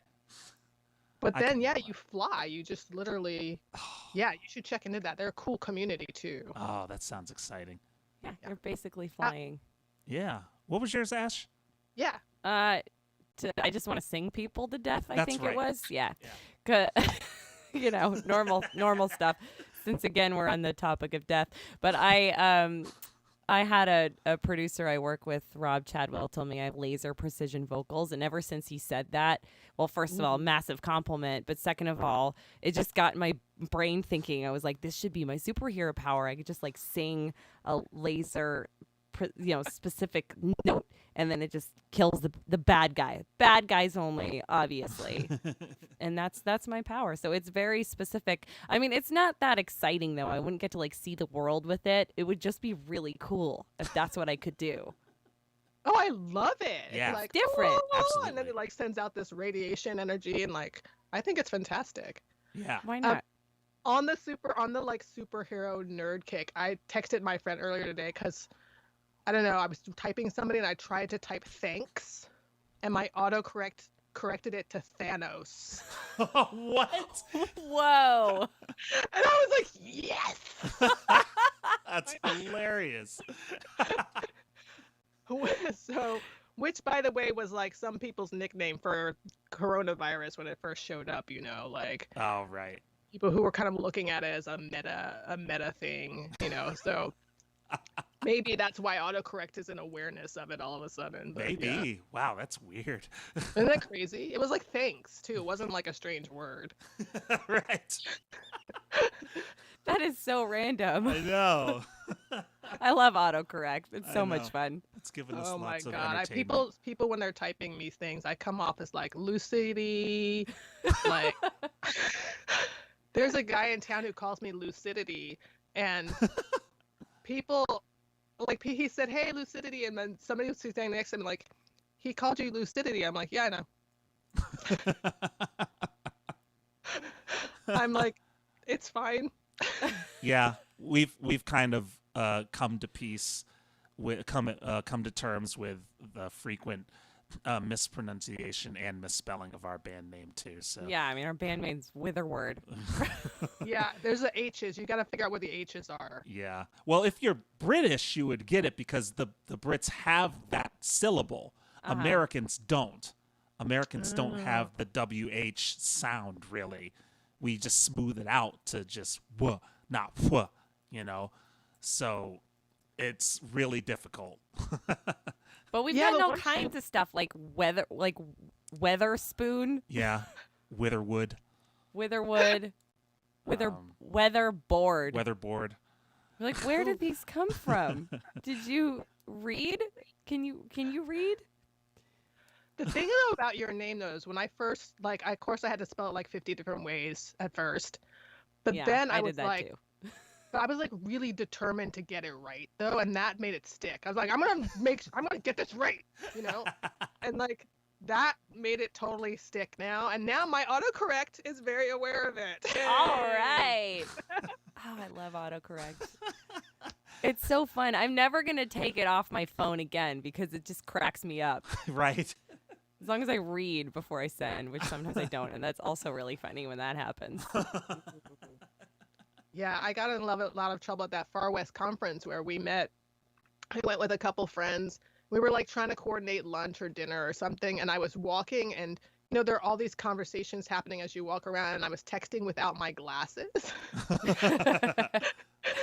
And they were like, we couldn't understand a thing you were saying. I'm like, I'm sorry, I did have my glasses. I have no idea what I was texting you. I thought I was hitting the right keys. Oh man, that's awesome. You Texting guys are without a blast. glasses. I feel so honored to be a part of your podcast. No. Pod and cast. Both. You're part of our pod and our podcast. Well, you're Love it. just a joy to interview and is an amazing storyteller, an amazing musician, Yeah. and just super light. And like you're a beacon of light, Licity. So thank you for being here and sharing your perspective and your joy in your heart with us. Oh, thank you so much. And for everybody in the chat, I hope you can find me at Licity Collins. And I always say it's like Joan Collins, Billy Collins, Michael Collins, depends on what kind of person you are. But even though Licity is the harder thing to get, I don't know why I explained Collins, but um, yeah. I shared the LicityCollins.com in the chat, so they should be able to find. Can you Good. find all your socials from there? Yeah, I'm really focused on my email list. I give so much love to my email list, and I just can't have that kind of quality, like mushy, loving interaction over social media. So if you really want to be close, like join my email list. It's really where my heart goes. So that's what I would say. And it's because I haven't been able to like participate in the chat while I've been talking with you guys. I want to like read it and meet everybody who's there. So yeah, I hope you guys join the Licity fam. Well, you have some new followers, and I'm going to text you in about 3 hours with a perfect thing that I should have said while we were interviewing you. That's perfect. And I saw a few of my people on the chat too, so I know they've fallen in love with you in this time. So thanks for all that sharing. Of course. Thank you. And we appreciate your time, and we will hopefully chat again soon. Stay safe out there, all right? Yes. Yes, you too. I miss you guys already. Talk to you soon. Talk Thanks, soon. Licity. Bye. Bye.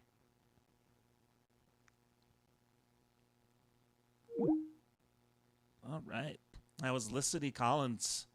She's so awesome. Awesome singer-songwriter storyteller from Ojai, California.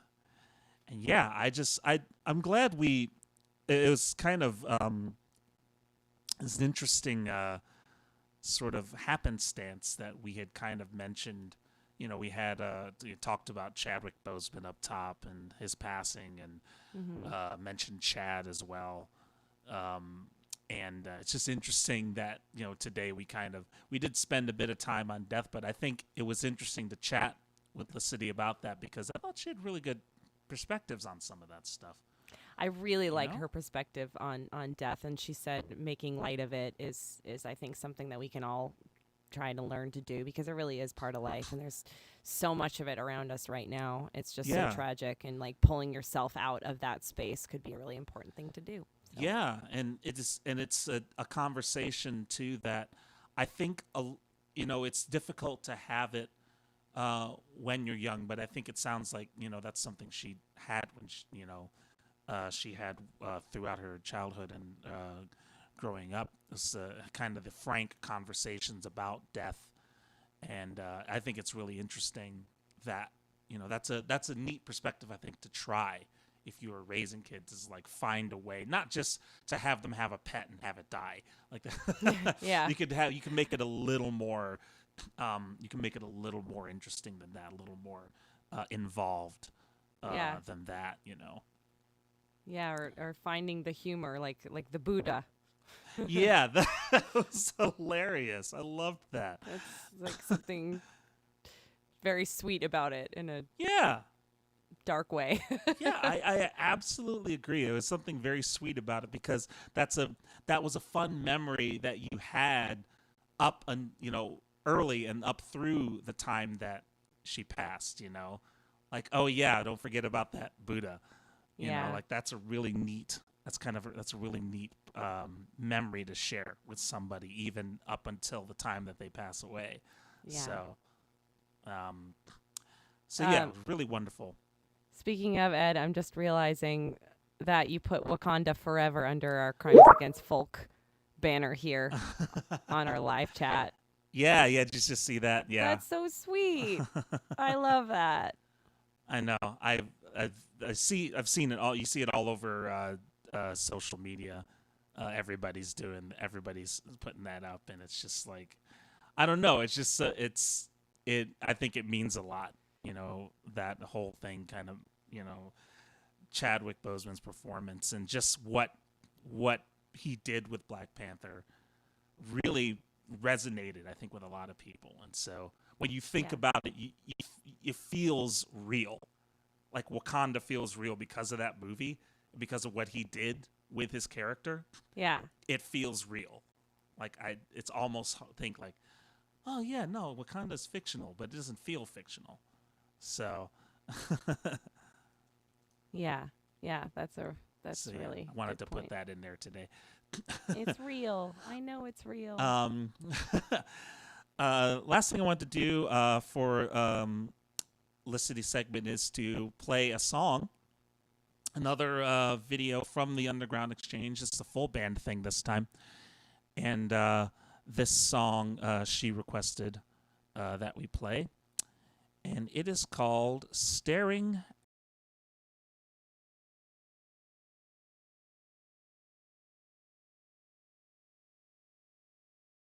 Told you I loved you. I'm so vulnerable, so unprotected. Sometimes just stay at the dark. Once you start to sing about a thing, it's getting better. Oh, so now I can say that also. So that first reading about the guy asking me that one-line email, like, did you love me? That's how the story started. This song is how it ended. Yep.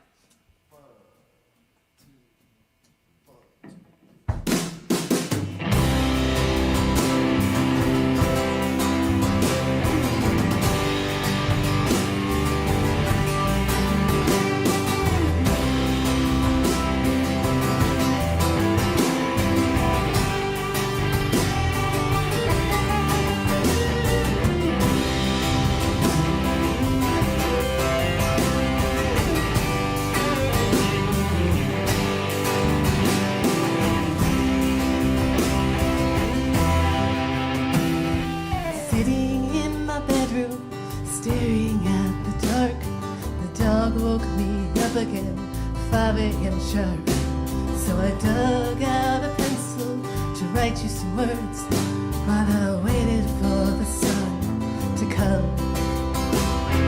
You're on my mind again, you always are. I can't seem to scrape your face off of my heart. I told you I loved you when we were just friends, but I'm not gonna do that again. And I should open some windows and let in some air, but I can't wake up yet. And I should welcome this day with the flourish and flare, but I don't. 'Cause it's you, always you, and it's me, just me. In all these years since you first touched my hand, your fingerprints stayed on me, they're part of my skin. The curl in your mouth and the shake in your voice, and it's yesterday. What can I tell you to make it all clear? I've got nothing to say to you, I just want you here. So get on the plane and come walk through my door. That's why I gave you the key. And I hear stutter voices talk sense in my head, but I tell them no. And I reach for your arms as I turn in my bed, because I can't let go. And it's you, always you, and it's me, just me.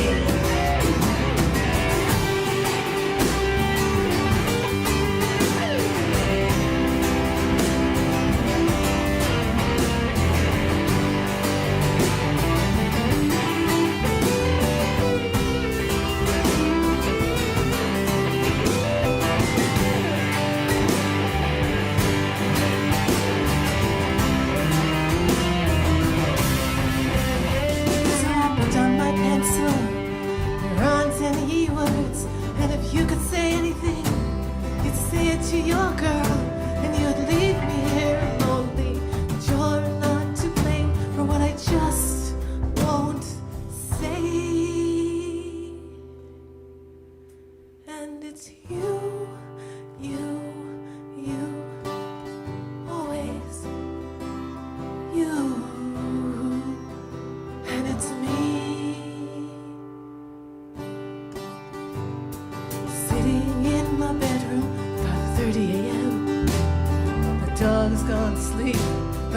silver I am, facing the sting with a half-broken heart, 'cause I've been staring at the dark,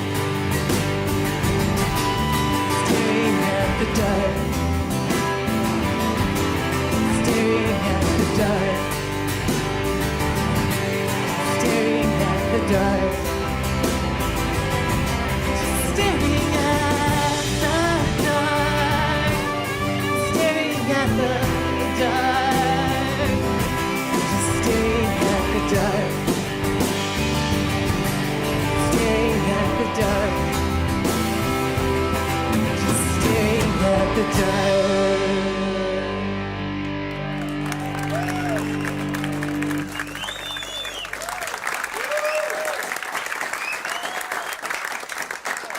Thank you. Thank you so much. Applause is so weird to me. It seems like you have no choice. So, but you guys feel like you really felt that, so that's nice. Thank you.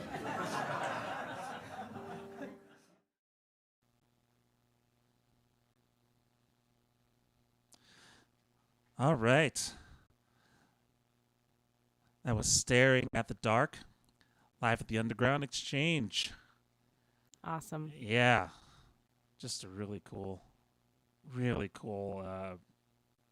It's like a cool sound. Like I said, it wasn't something I was expecting at Far West. But Yeah. I'm glad we found it. Yeah. So thank you again, Licity, for hanging out with us. We appreciate it. Thanks to Licity's friends for dropping by. Hopefully you'll stick around for a little bit. And for anyone who, again, would like to check out more, just search for Licity Collins. And we'll put the socials and stuff in the show notes, so you'll be able to find more about her. Awesome. All right. Request time. Oh, yeah. I forgot to make mention of that earlier, that you should throw out any song requests that you might have. So we might just have to pick one, because I forgot to warn you guys. But if you have any song requests, please, that you want to hear us do right now, we have time for one or two. So please throw them out, and we'll see if we can do them. But Ed, do you have any song requests, Ed? That is something that you want to play? I don't know.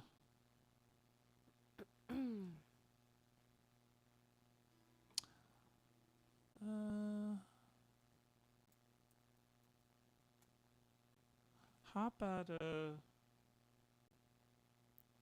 wouldn't mind doing Sunshine and Rainbows, I guess. Cool. I don't know, I feel like doing that one.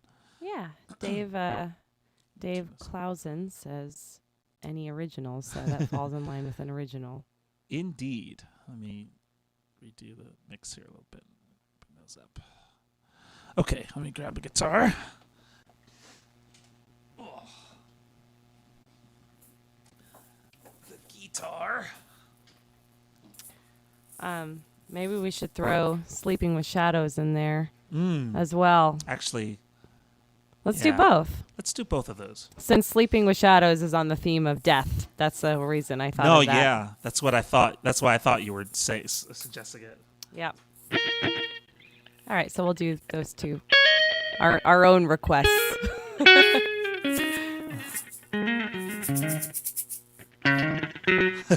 Right.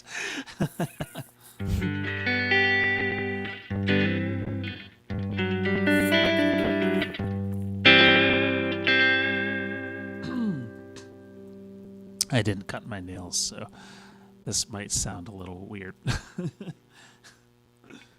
I like weird.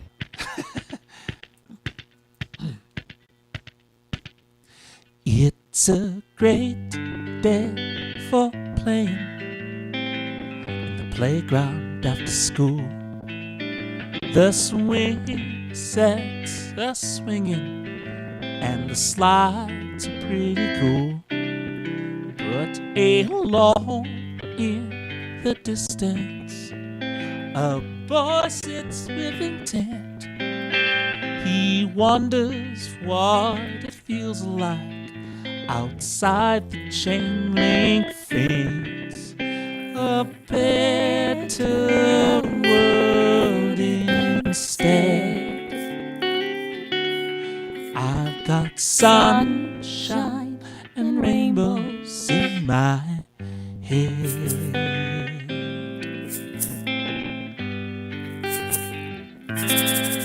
It's a clockwork reaction. Whenever things went wrong, I would shun the world around me and build one of my own. You may say that I'm a dreamer, and Lord knows you'd be right. Pretty dreams and perfect scenes instead of sleep at night.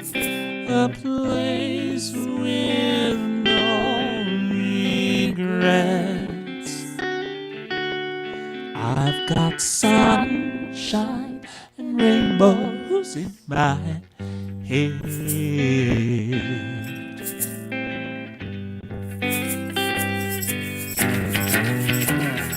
Every year that passes by, I should be getting older, but it feels the same, still the same. And the dreams are getting bolder, getting harder to get over this insanity. I'm trapped inside.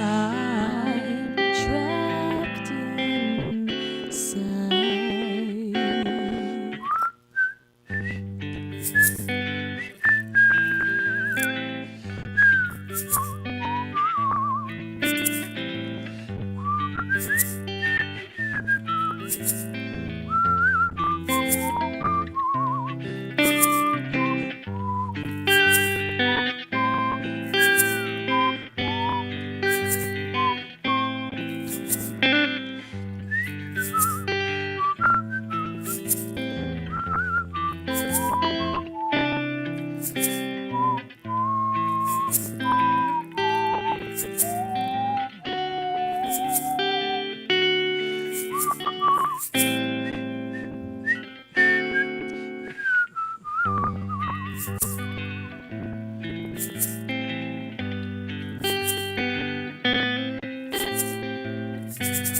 Well, I could have the money, I could have the fame, I could have a palace shaped after my name. I could find the one to catch me when I fall. I can see their smiling face, I can see it all. They're better off out there. I'll take sunshine and rainbows instead.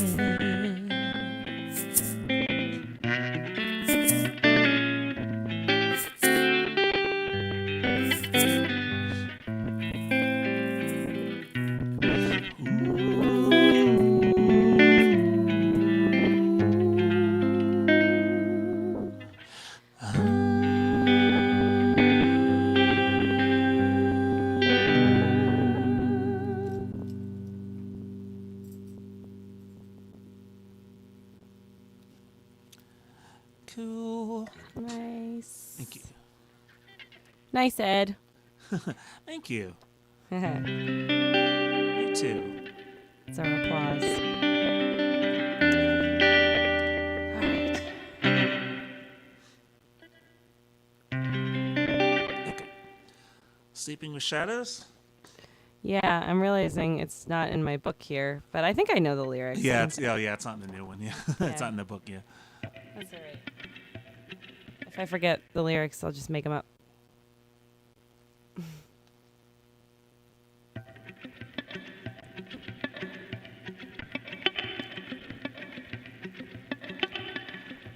One, two, three, four.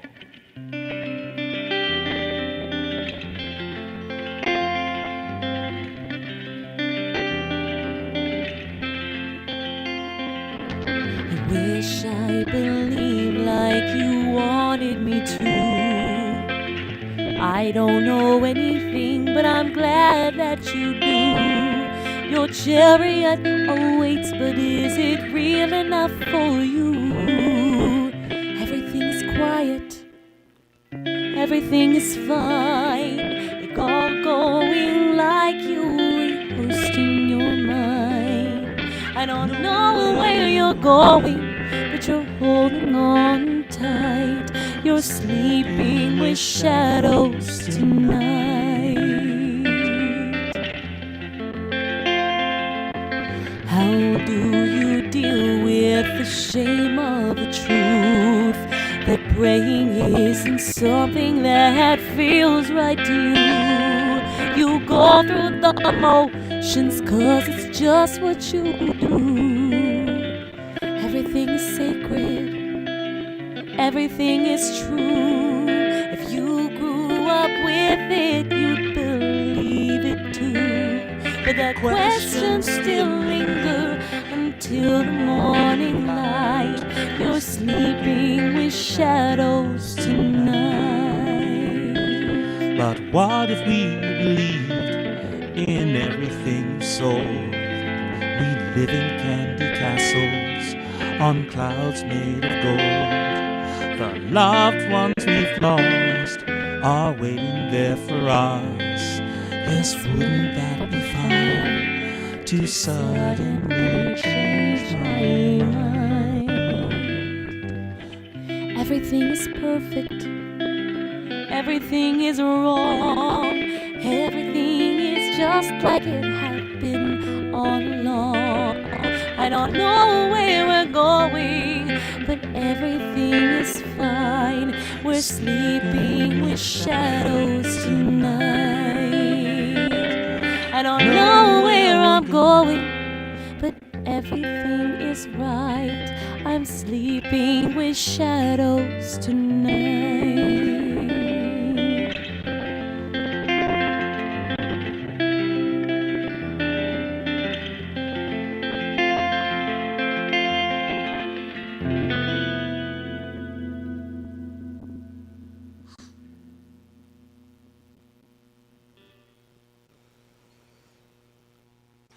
Very nice. Nice, Ed. Nice, Ash. Get going. All right. Yeah,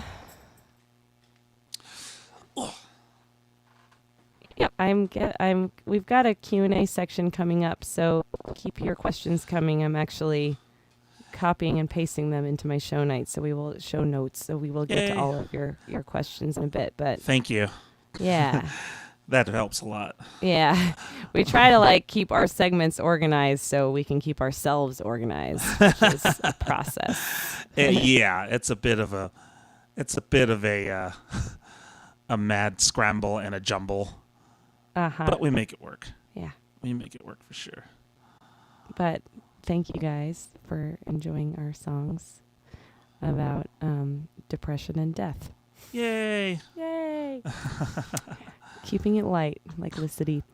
So we're going to move on to tips and tricks. I'm actually really excited about listening to this one because it's a topic I don't really know much about myself. So today I'm just going to give everyone kind of a crash course in compression and how it's used in the studio. I'm not going to get too much into the kind of the technical details and how it works. I'm mainly just going to try and explain just basically what it does and what how you can use it. Because every compressor is different. Every compressor has different controls, different sounds.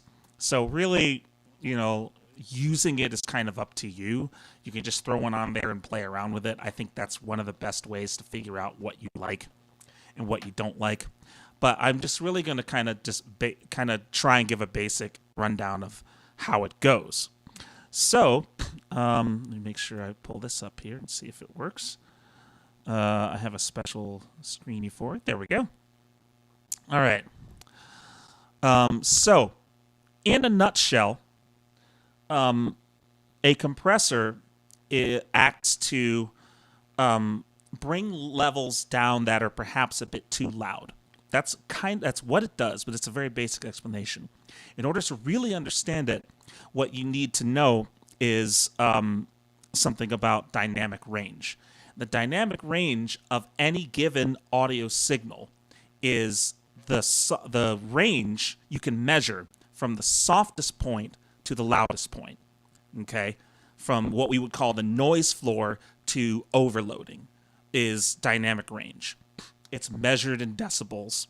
That's something you'd probably see on like audio gear somewhere. But what a compressor really is doing is limiting that dynamic range. It's limiting the amount that the signal has to move in a given meter space, in a given time frame. Okay, so back in the day, compressors used to be called leveling amplifiers, and that's basically what they did. You put them on a signal, you set them at a certain point, and any levels that go over that point would automatically be reduced, so that you wouldn't have to sit there and move the fader down every time a sound was too loud while you were mixing down your mix. Because if you didn't have a leveling amplifier, you had to do it manually. And to be fair, a device like a compressor or leveling amplifier can react far quicker than a human can. So the benefit of a compressor is to use it when you want to kind of limit the room in a mix that your signal has to move around, and that way you can set it in a mix a lot better than if it just had the whole dynamic range to play with. Because as the song changes, sometimes your signal might get lost because it's too quiet, or it might overwhelm everything because it's too loud. If you just limit the range that it has to move around, then you can kind of put it anywhere in the whole space of that dynamic range and make it fit your mix a lot easier. You can also use it as an effect. If you kind of overdo it, you overdo the compression a little, it actually sounds really cool. So just to give you an idea of what it sounds like when it's really crazy, I'm going to find a drum loop here. Let's see. Kit, just any kind of... Yeah, sure, why not? We'll use that one. So that's what the drum kit sounds. So that's what a drum kit would just sound like without any compression. It might sound a little warbly just because I'm running it through Jamulus to make it easier, but you'll get the idea.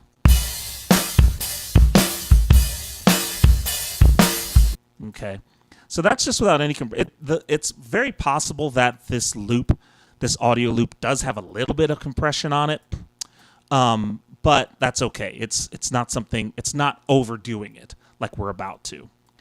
And let me set the loop on here. And for anyone that's asking, I'm using GarageBand right now, mainly because I'm recording in Logic, so I can't use it to record and do this at the same time. But I'm using GarageBand right now. So just let this loop.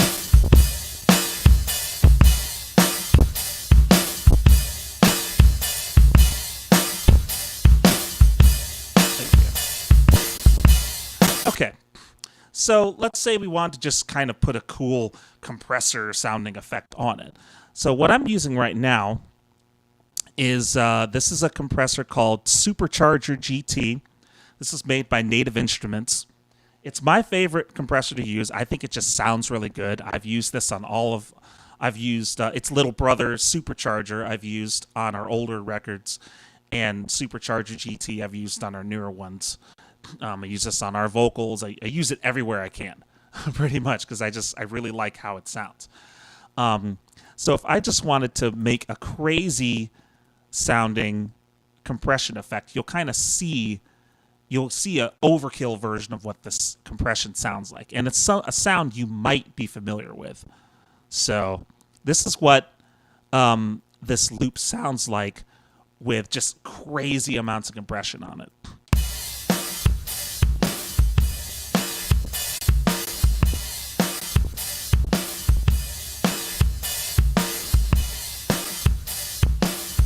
So now here it is without compression.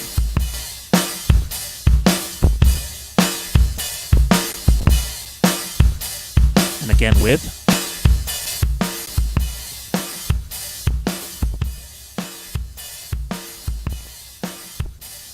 Okay.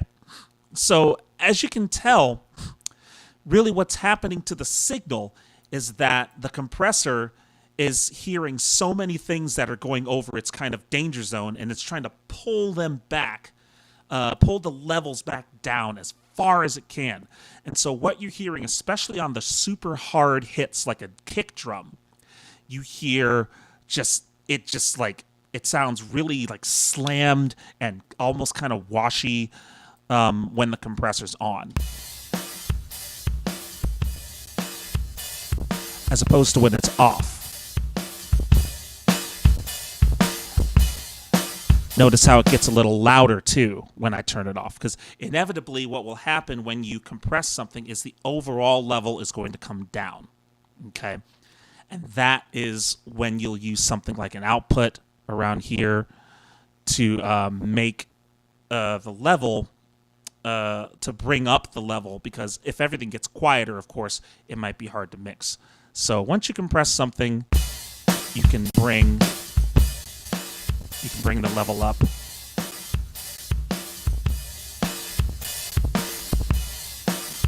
Give it a little bit of volume.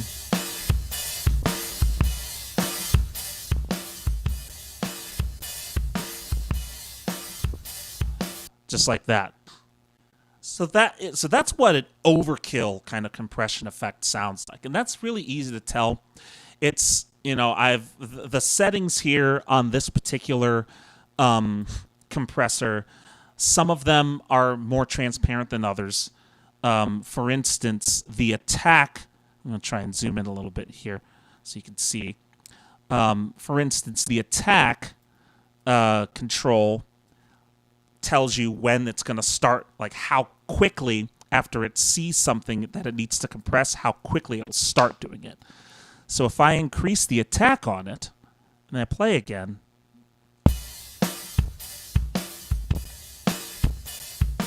so watch what happens when I bring this down.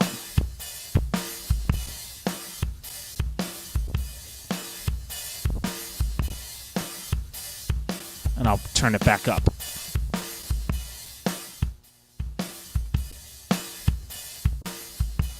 Okay. So a lot of times if you want to really let through things like kick drums and snares that are very fast transients like that, fast sounds, you can turn the attack up a little bit or make the attack slower in order to tell the compressor, hey, take it easy. You don't have to work so quickly. Okay. Same with the release. The release will tell you when it stops compressing. Okay. So if you wanted to kind of act really quickly, you can turn the release down.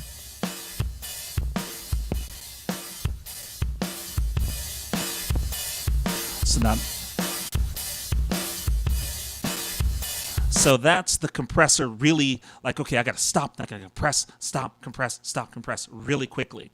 And that's probably a sound you're more familiar with regard to overcompressed drums as an effect. That kind of sound, a very quick attack and a very quick release are kind of the things that you may be familiar with.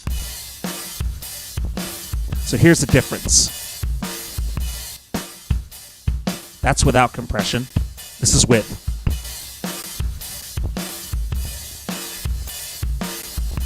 So notice the difference. It's a really cool effect when you want to use it that way. And that's overkill. Compression can be one of the more difficult effects to hear when you're trying to use it more subtly to kind of apply to a voice in your mix or something like that. So let's take a look at how we would do that. So we're going to listen to a vocal track here, one of Ashley's vocal tracks. And this is from the song Teeth. That's on our Anchor album. And I've got another supercharger here because this is the compressor that I used when we were working on this album. This isn't the exact preset I used. I just have something in there. But I'm going to take a listen to this to make sure that the audio, we can hear it okay. You'll be waiting for me to come. I want to take a bite. Okay, we're going to listen to that particular passage. We'll listen to it one more time, kind of in your head. As you listen to it, kind of listen to the dynamics of it, how loud Ashley gets, how quiet she gets. Kind of just make a mental note of that if you can. You'll be waiting for me to come. I want to take a bite. Okay. So, with this particular vocal track, you can also notice that Ashley herself does, I would say, a little bit of natural compression, a little tiny bit, because of her natural vocal technique. What she will do when she knows she's going to belt out a note, she will move back from the microphone. Okay, this is essentially what a compressor would be doing. Okay, a compressor knows, oh, hey, this level that's coming in is above my threshold, my working point. You set the threshold to say, hey, compressor, anything that goes over this level, you need to work on. Okay, well, as singers, we kind of do that ourselves. We think we know, okay, this passage coming up next is going to be kind of loud, so I need to back off the mic a bit. Well, a compressor's kind of doing the same thing. So in this passage, Ashley is kind of doing this already. You'll be waiting for me. Right here. To come. I want to take a bite. Okay. But we can apply a compression effect and hear kind of how this levels out.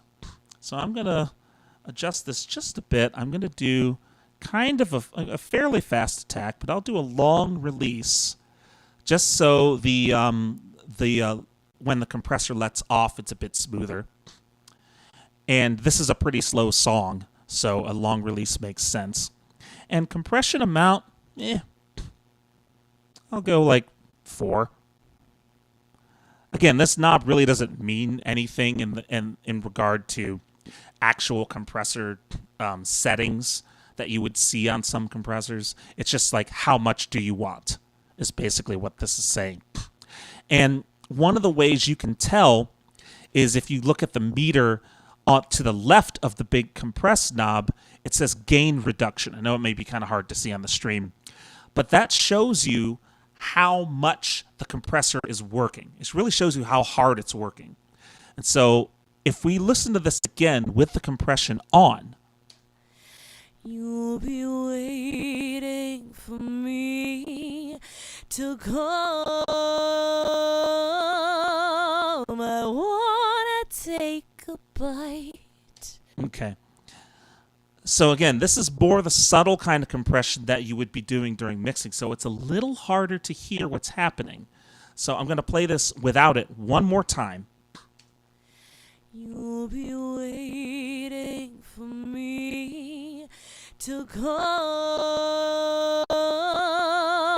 I want to take a bite. So the main thing you want to listen for here, and I'll kick the compression up a little bit more just so you can hear it. The main thing you want to listen for is her level on wanna take a bite, because that's kind of a loud syllable compared to the rest of it, and you can see that in the you can see that in the waveform, that it actually does spike a bit more up at that point. So right around this point, you'll see that little spike. So you want to listen to what happens when it reaches that point, when the compressor's on. So here it is again with the compression on. You'll be waiting for me to come. I wanna take a bite. So notice how much more even the entire passage is. You still retain a little bit of the dynamic range, kind of how she goes from quieter to louder. But when you're mixing it, you have a lot more control over where you can place this in the mix. And so that's one of the benefits of a compressor, is that you can kind of put pieces of your mix in a little box, and then you can arrange all the different boxes kind of where you want. It's a lot easier to do because they'll kind of stay in their little box. They'll stay in their little area, and then they won't kind of step over anything else. You know, that's one of the main benefits of a compressor. And again, they're used all the time on vocals, on drums. They're used for effects. They're used in lots of other crazy situations. I've used them in a bunch of different crazy situations. And pretty much any software you get to record with or mix with comes with some kind of compressor. This one I'm using is an extra one that you can buy, but pretty much every software comes with one. Just, if you're recording or you're messing around in your studio, just put a compressor on and just start turning the knobs. You can look up what they do later. Some compressors are easier to see than others. Like there'll be graphs. Sometimes it will just be a big old knob. Like for instance, right here, this just says compressor amount. So that makes it really easy, to say, okay, I want more compression or less compression, and then you can dial it in however you want, however you think it sounds. So that is a little bit about what compression is and what it does. Just play around with it. See what you think. There's lots of free plugins. There's lots of free guides of using them on the internet. So just see what you think. But yeah, there we go. Great tutorial, Ed. Thank you. I learned a lot. Good. I'm going to play with compressors now. It's fun. I actually think it is pretty fun because you'll, especially, for you, you're starting to mix some of your stuff in BandLab. BandLab definitely has compressors available on tracks and stuff in the FX section. If you go to the FX section, there should be a compressor there. I'm going to graduate to GarageBand here one of these days too. I love BandLab and all, but I think there's just more that I could probably do outside of it and then import it back in, Cool. All right. So we'll do our questions. Q&A. Looks like we have one from Dave Clausen that's kind of related to compression. So let's start with that, and then I'll go back and look at the questions that I wrote down from earlier. And his question is, what does saturation do? Saturation on this particular compressor, and again, this is not uniform to every compressor, but in this particular case, it kind of gives it a little bit of emulated tube distortion, and you could choose 3 different levels: mild, moderate, or hot. So just to give you an example, let's go back to our drums here. Because that's ideally, I think that's where you would use it, is on a drum track. So if we go to our drums here and pull up our supercharger, and we'll just do mild for now. I'll dial the compression back a little bit. We'll make it a little more realistic. So if I turn the saturation all the way up,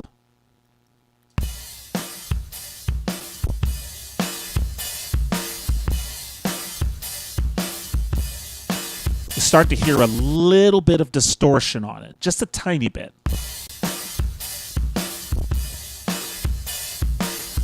but it also kind of thickens it up even if you turn it up just a little bit, like halfway maybe.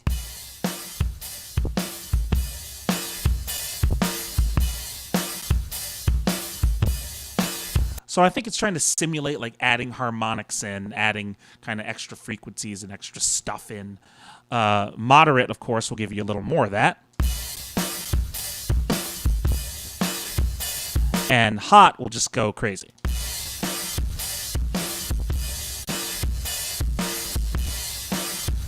So it's kind of a nice way to get a little bit of, I would say, tube distortion effect without having to add a tube distortion plugin. Unless you've got one that you like, there may be a tube distortion plugin you really like, but it's just kind of for that plugin, it's just kind of a nice way to add something in. So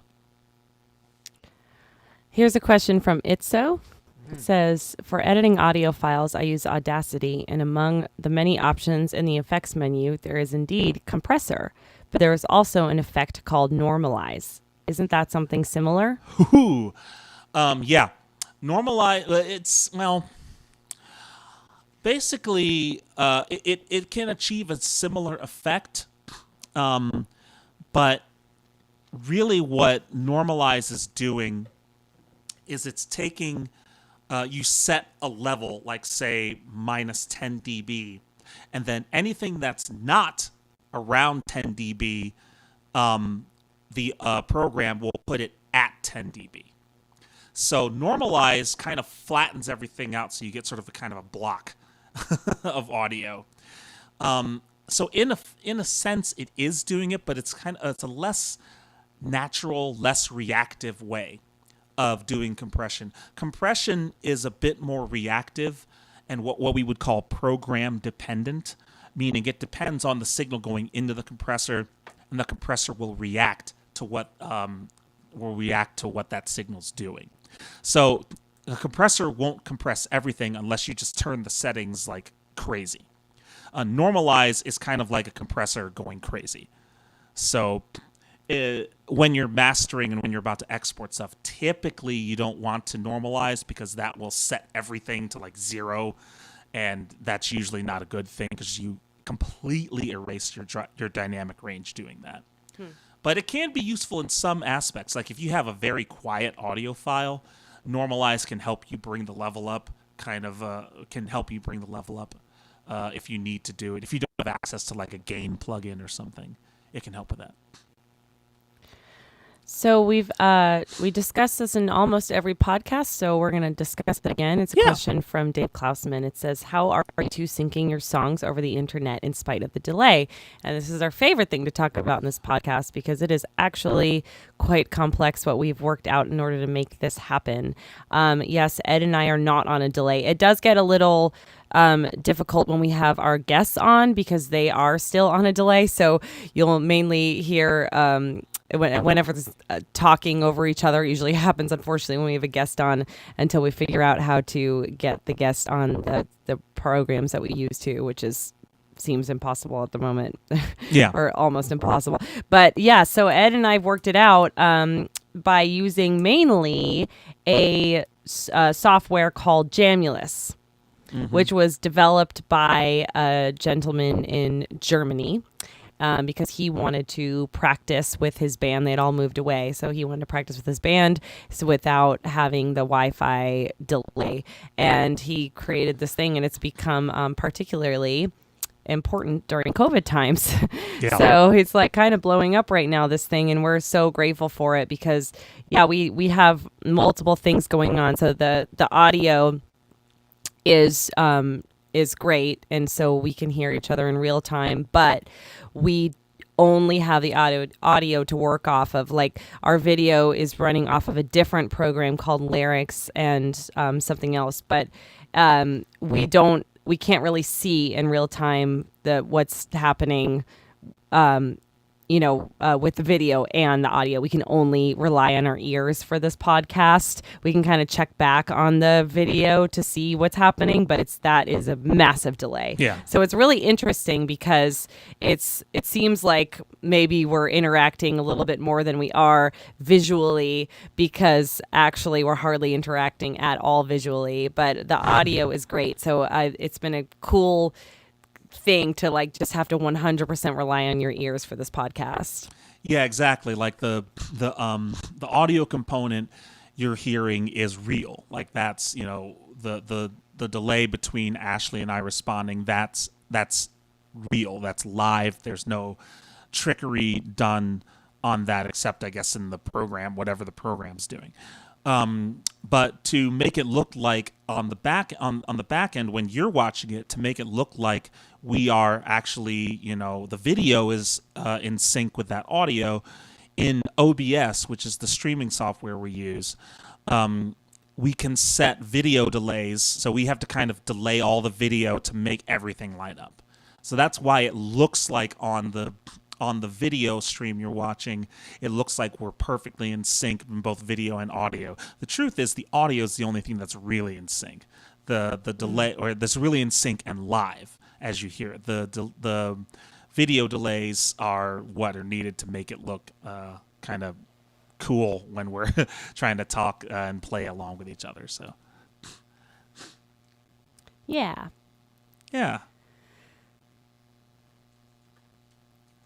Yeah, Licity says Terry Gross interviews all of her people with audio only. You are onto something. I like it.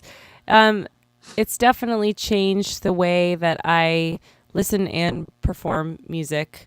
I mean, we're used to being in a studio setting, you know, but I feel like I've taken a lot of my performances and done what I would normally do in the studio live. It just feels a little bit different. And especially with the interviews as well, you know, you really have to listen, you know, you can't rely on body cues. It's all audio only. And that I like it. It's just different. You know, I feel like it makes you grow a little bit. Which fortunately, you know, Ash and I have been performing for so long that we have enough, we are used to each other's audio cues that we can still play our songs and still hit everything reasonably well. Yeah. Because there are some instances in our songs where we stop completely or we're doing a cappella stuff. So the timing may not be there because we're not hitting our guitar or something. Yeah. So we have enough vocal cues and we've performed with each other for so long, we can still kind of get it in the ballpark. So yeah. Yeah, and I think, you know, also being on tour and having this conversations with each other for, you know, 5 years has also helped out with our audio cues with how we're talking, and helps us not talk over each other all the time. Like I know when Ed's done with a sentence, I can tell, and I think he can do the same for me just from knowing each other so much, you know? Yeah, absolutely. All right, so Dave Bertles chimed in earlier. I'm not sure if he's still here, but I thought this was an interesting question. That maybe Ed and I can both answer. He said, "What's your best moment on stage?" I think I know what mine is. It was when we did the when we were invited up on stage by Vanderlinde. Oh. In Vermelskirchen. Oh, that was so great. And we played Ohio with them. That was such a cool moment because, well, first of all, we got to sing with them and they with like full harmony, and they were just such a rockin' band. Like it was so high energy. Yeah. And it was just kind of a nice moment, like because we weren't expecting it, and we weren't and so it was a nice surprise. Yeah. And it was a song we knew. Yeah. That was really, really cool moment. And they were just such nice guys, too. It's like cool sharing the stage with such positive energy like that. Really is awesome. They're great guys. So, yeah, that's probably, from what I can remember, that's probably my favorite moment. That's the first one that springs to mind. I don't have a best stage moment. I really would have to think about that. But one that popped into my head, and it was just something magical about being in Liverpool, England, and we played. We played on a BBC radio that day, BBC Merseyside, which was great. It was so cool to be in like Beatles land and like walk into BBC radio and be like, "Yeah, we're here to perform live on your radio station." in That was Beatles so country. cool. Like, it was amazing. And then we had just recently learned this cover, or I think we released a video for it even, but just released a video for the Beatles song Drive My Car. And that evening we played a little house concert, and the house concert was really fun. It was so hot, but everyone was so nice, and it was just a fantastic show. And then we played Drive My Car, and our version of Drive My Car is very, very different from the Beatles version. But the cool part was listening to the entire room in Liverpool sing along to the chorus of Drive My Car with us, like while we were just like in this Beatles world. It was so cool. That was Grateful Fred's, wasn't it? Yes, it was Grateful Fred's. Isn't he a guest He's going to coming be up? on in September. Yeah, Nice. I think he's the second one in the 11th. Okay. I think so. Yeah, he's going to be Yeah, on. Colin Maddox is our friend. He's become a friend of ours. He hosted us for that show, that house concert, and he also has a monthly show at this beautiful venue that we also got to play the following year called the Atkinson. And he's got quite the history in music as well, and is just a really, really nice guy. And it's going to be a fun interview because you get to hear his awesome accent. Yeah, I love the Liverpool accent. It's so great. It's really good. He's on at the 6th, so it's the next one. So next week. He's going to All be right. on. So we'll have to theme our show around England. I don't know.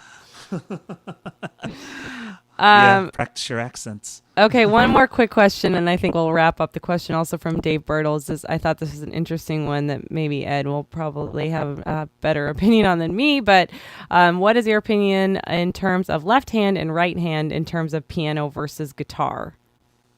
I guess playing left-handed versus right-handed? I guess so. Because, typically piano, you're using both, and piano would be your...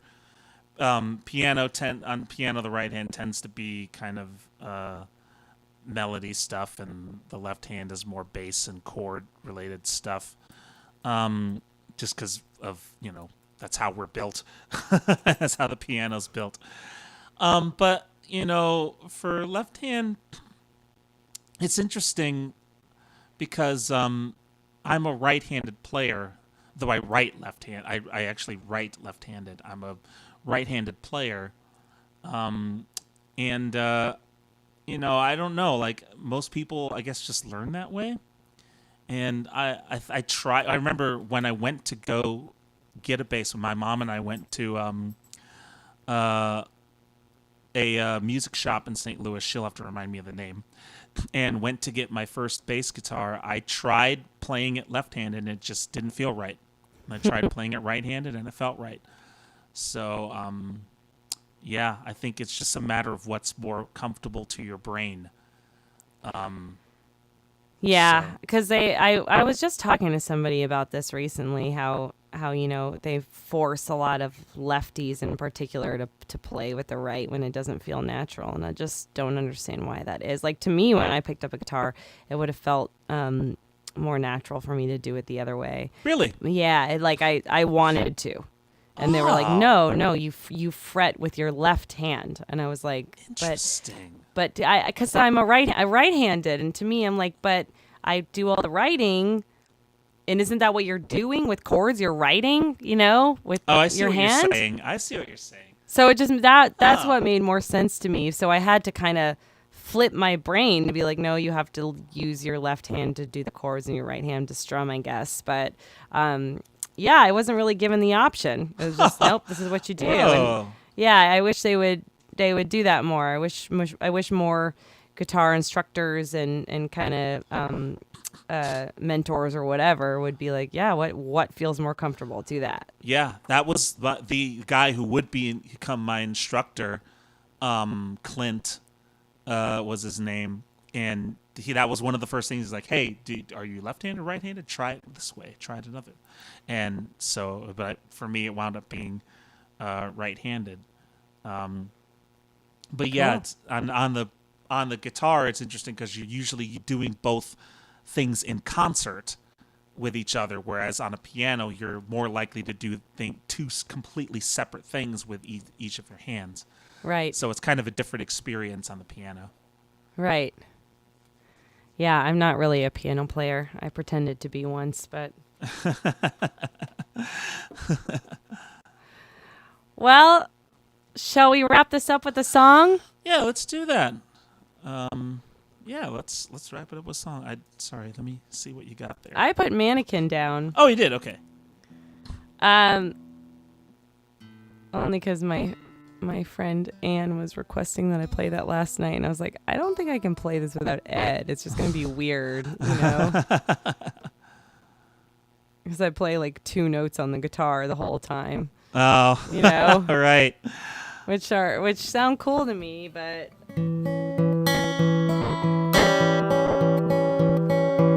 that on its own would be very boring. So we will be back next week, like we said, with Colin Maddox and more tips and tricks and more show and tell stories from the road. Thank you to Licity Collins for joining us today. That was such a fantastic interview. She's just such a joy to have conversations with. We will be back. We'll resume our Thursday happy hour show. If you want to hear us play more music, that will be on Thursdays pretty much every Thursday this month. We try, if some life event gets in the way, we'll let you know. But we try to stream every Thursday from 5 to 6 p.m. Pacific time on Facebook and YouTube and BandLab. With our music, with just an hour of music. So otherwise, join us on Sundays live on Facebook, BandLab, and YouTube for our podcast between about 1 and 3, whatever it goes till. We do post the actual edited down podcast episode to Spotify, iHeartRadio, iTunes, Podbean, basically anywhere you listen to your podcast, you can listen to this show. And if you like us, we just ask that you leave us a review. It does help us a lot get more attention and more traction to our podcast. So we'd really appreciate that. Yeah. Yeah. And then I'll message you guys in 3 hours when I think about the perfect thing that I should have said to close the show. Oh, man. All right. You ready? Ready.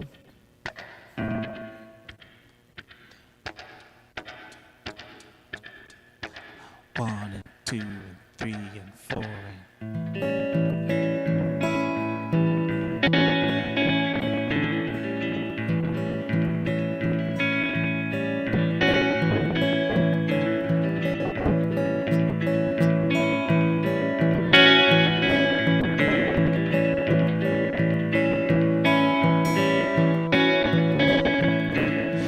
Handled by too many hands, and I'm in love with all of them. I think I said it's only you. If I did, that isn't true. I may be thinking like a man,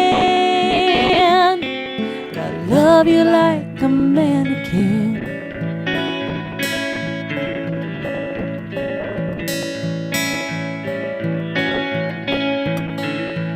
When we're lying down in bed, I wish I were alone instead. I'll snuggle in and close my eyes. In my sleep I'll realize when I'm dreaming about him, I love you like a mannequin.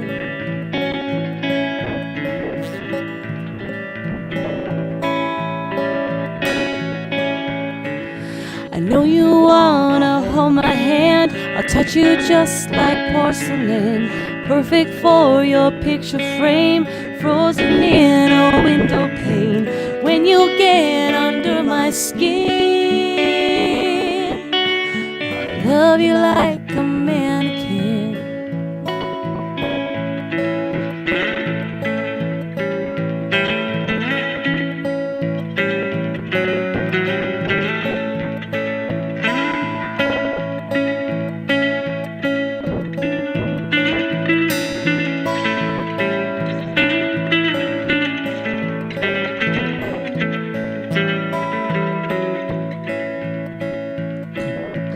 Coming in and wanting more.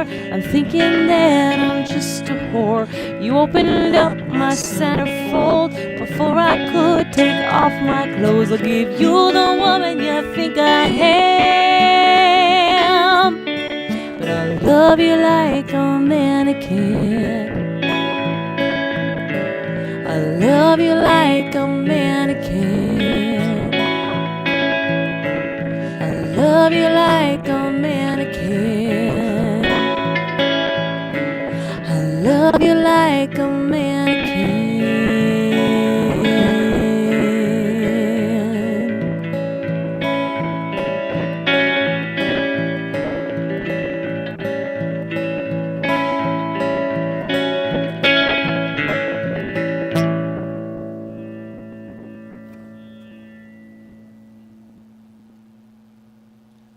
Very nice. All right, everybody. Thanks for joining us today. Thank you for joining us today. We're so happy to see you. Please be safe out there, and we'll see you on Thursday or next Sunday. See you then.